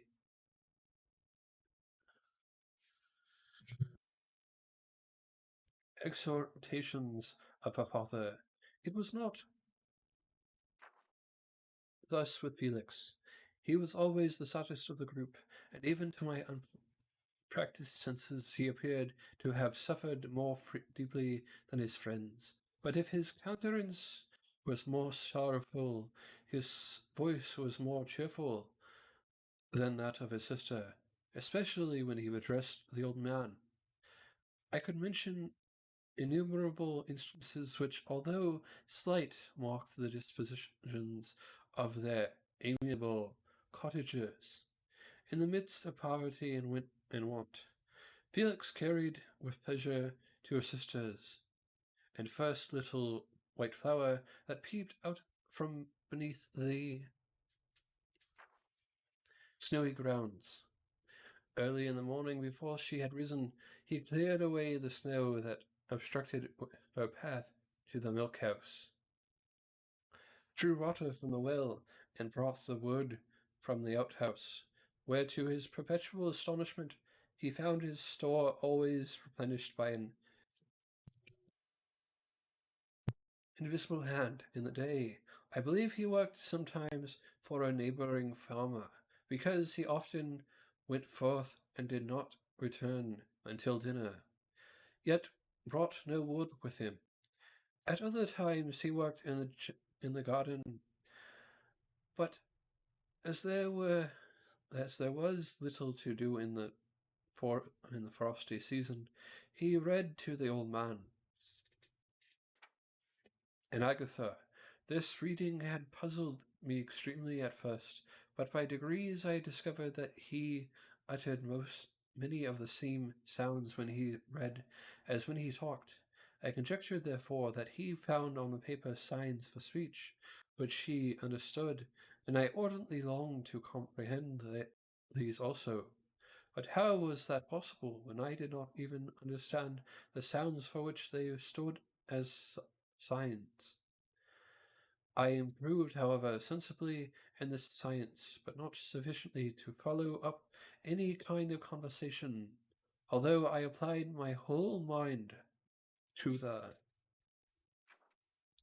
endeavor, for I easily perceived that although eagerly longed to discover myself to the cottagers, I ought not to make the attempt until I had first become master of their language, which knowledge might enable me to make them overlook the deformity of my figure, for which with this also the contrast perpetually presented to my eyes had made me acquainted. I had admired the perfect forms of my cottagers, their grace, their beauty, and delicate complexions, complexions, uh, complexions. But how was I terrified when I viewed myself in a transparent pool? At first I started back, unable to believe that it was indeed I who reflected in the mirror, and when I became fully convinced that I was in reality the monster that I am, I was filled with the bitterest sensations of despondence and mortification. Alas, I did not yet entirely know the fatal effects of this miserable deformity. As the sun became warmer and the light of day longer, the snow vanished, and I beheld the bare trees and the black earth. From this time, Felix was more employed, and the hot moving indications of impending famine disappeared. Their food, as I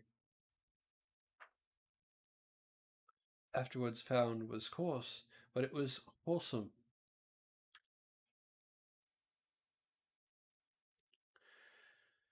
and they procured a sufficiency of it. Several new days of plants sprung up in the garden, which they dressed in these signs of comfort, increased daily as the season advanced. The old man, leaning on his son, walked each day at noon, when it did not rain, as I found it was called when the heavens poured forth its waters. This frequently took place, but a high wind quickly dried the earth, and the season became far more pleasant than it had been. My mode of life in my hovel was uniform. During the morning, I extended the motions of the cottagers, and when they were dispersed in various occupations, I slept. The remainder of the day was spent in observing my friends when they had retired to rest. If there was any moon or the night was starlight, I went into the woods and collected my own food and fuel for the cottage. When I returned as often as it was necessary, I cleared their path from the snow and performed those offices that I had seen done by Felix. I afterwards found that these laborers, performed by an invisible hand, greatly astonished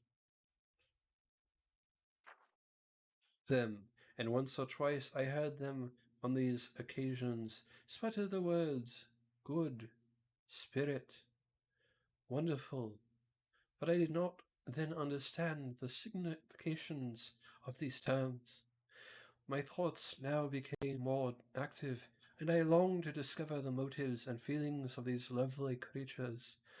I was inquisitive to know why Felix appeared so miserable and Agatha was so sad. I thought, foolish wretch, that it might be in my power to restore happiness to these deserving people. When I slept or was absent, the forms of the venerable blind father, the gentle Agatha, and the excellent Felix flitted before me. I looked upon them as superior beings who would be the arbiters at my future destiny. I formed in my imagination 1,000 pictures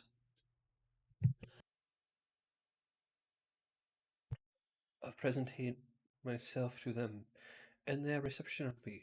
I imagined that they would be disgusted until by my gentle demeanour and inflicting and conciliating words I should first win their favour, and afterwards their love. These thoughts exhilarated me, and I led me to apply with fresh ardour to acquiring the art of language. My organs were indeed harsh, but supple, and although my voice was very unlike the soft music of their tones, yet I pronounced each such words as I understood with tolerable ease. It was as the ass and the lapdog, yet surely the gentle ass, whose intentions were affectionate, although his manners were rude, deceived better treatment than blows and execration. The pleasant showers and genial warmth of spring greatly altered the aspect of the earth. Men who before this change seemed to have been hid in caves dispersed themselves, and were employed in various arts of cultivation. The birds sing in more cheerful notes, and the leaves began to bud forth on the trees. Happy, happy earth, which so short a time before was bleak, damp, and unwholesome. My spirits were elevated by the enchanting appearance of nature.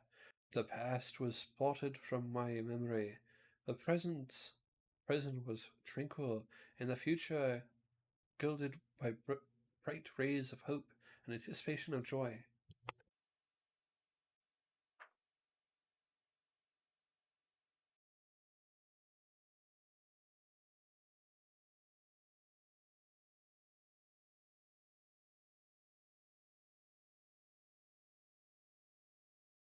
Chapter 13.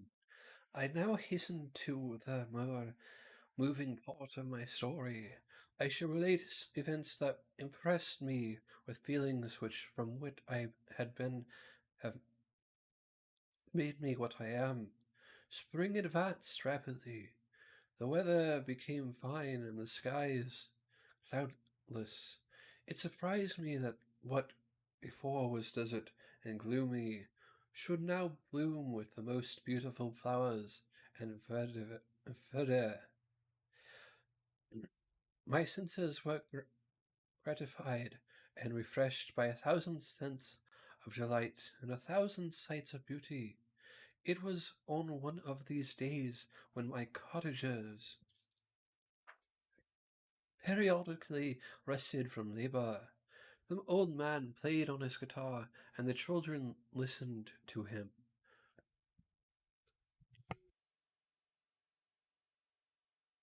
That I observed the countenance of Felix was melancholy beyond expression.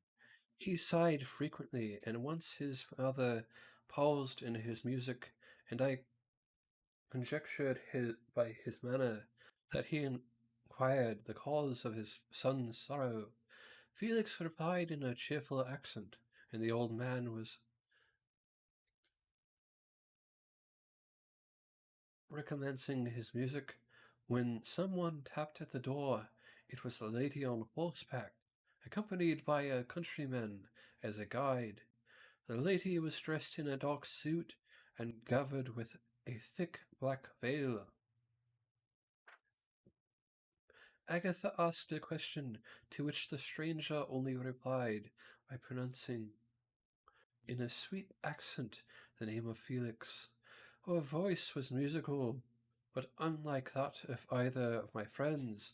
On hearing this word, Felix came up hastily to the lady, who, when she saw him, threw up her veil, and I beheld a countenance of angelic beauty and expression. Her hair of a shining raven black and curiously braided. Her eyes were dark but gentle, although animated, her features of a regular proportion, and her complexion wondrously fair, each cheek tingled with a lovely pink. Felix seemed ravished, with delight when he saw her. Every trait of sorrow vanished from his face, and it instantly expressed a degree of ecstatic joy, of which I could hardly have believed him capable.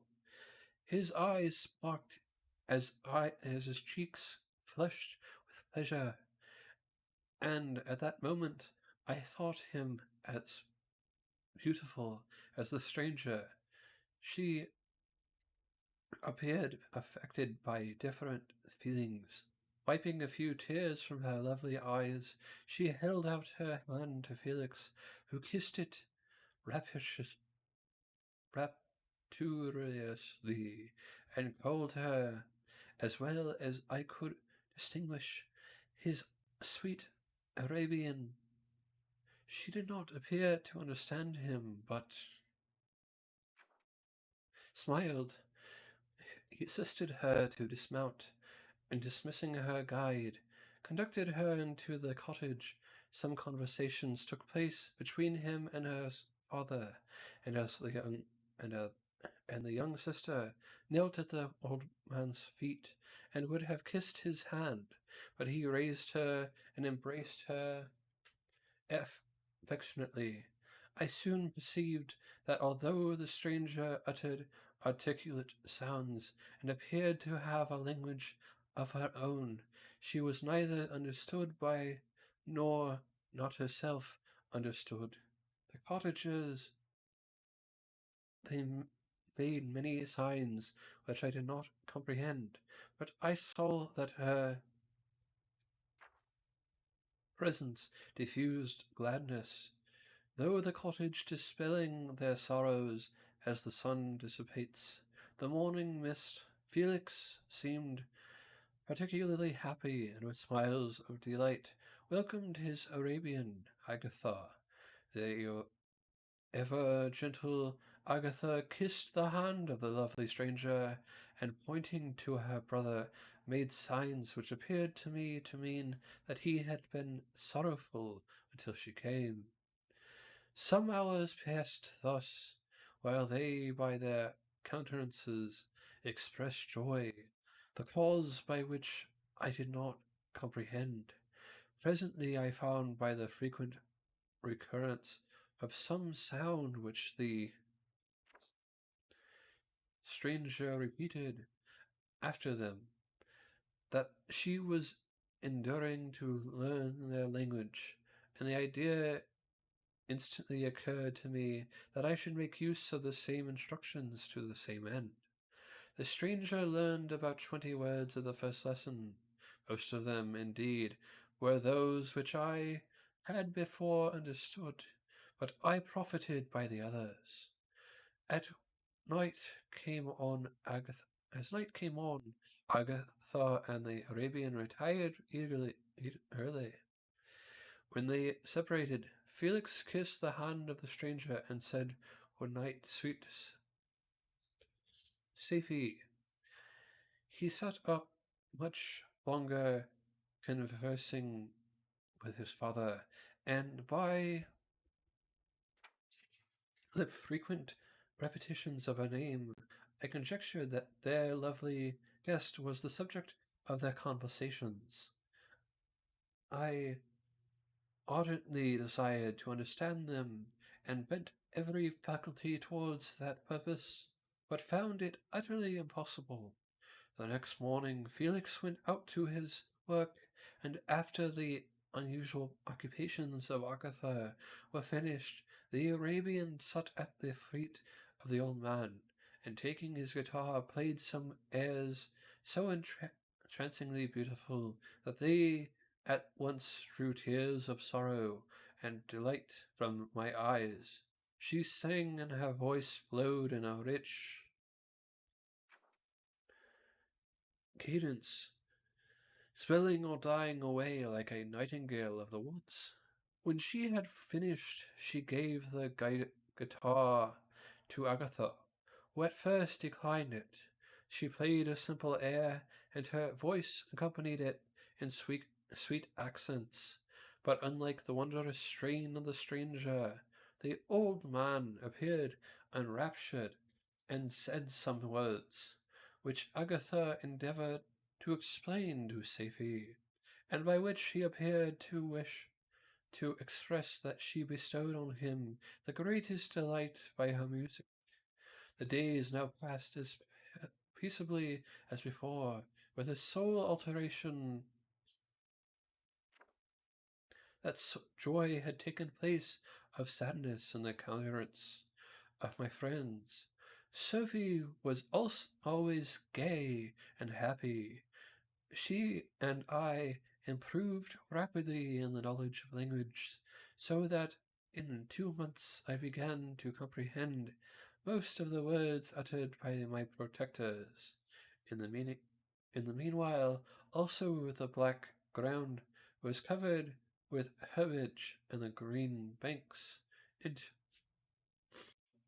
interspersed with innumerable flowers sweet to the scent, and the eyes stars of pale radiance among the moonlight woods.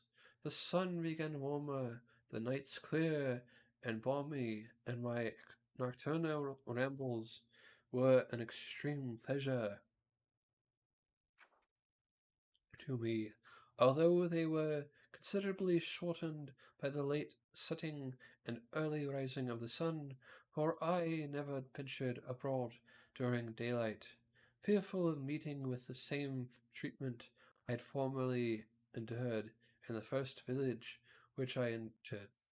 My days were spent close in attention that I might more speedily master the language, and I may boast that I improved more rapidly than the Arabian, who understood very little and conversed in broken accents, whilst I comprehended and could imitate almost every word that was spoken. While I improved in speech, I also learned the science of letters, as it was taught to the stranger, and this opened before me a wide field for wonder and delight. The book from which Felix instructed Safie was Volney's Ruins of Empires.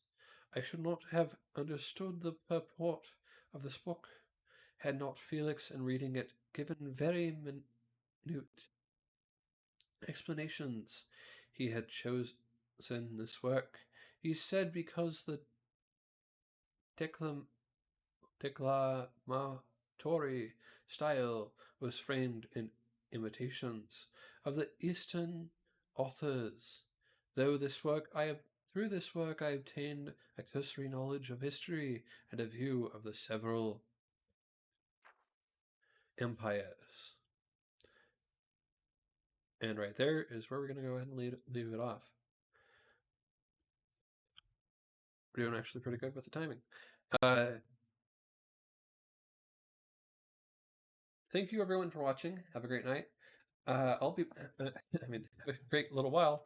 I'm going to be coming back with some, as I did last Tuesday, and I followed up with this last Thursday or Friday.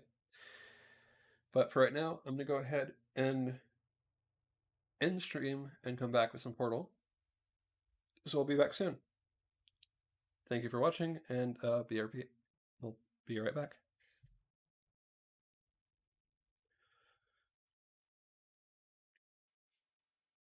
Thank you for the hearts, Pepper.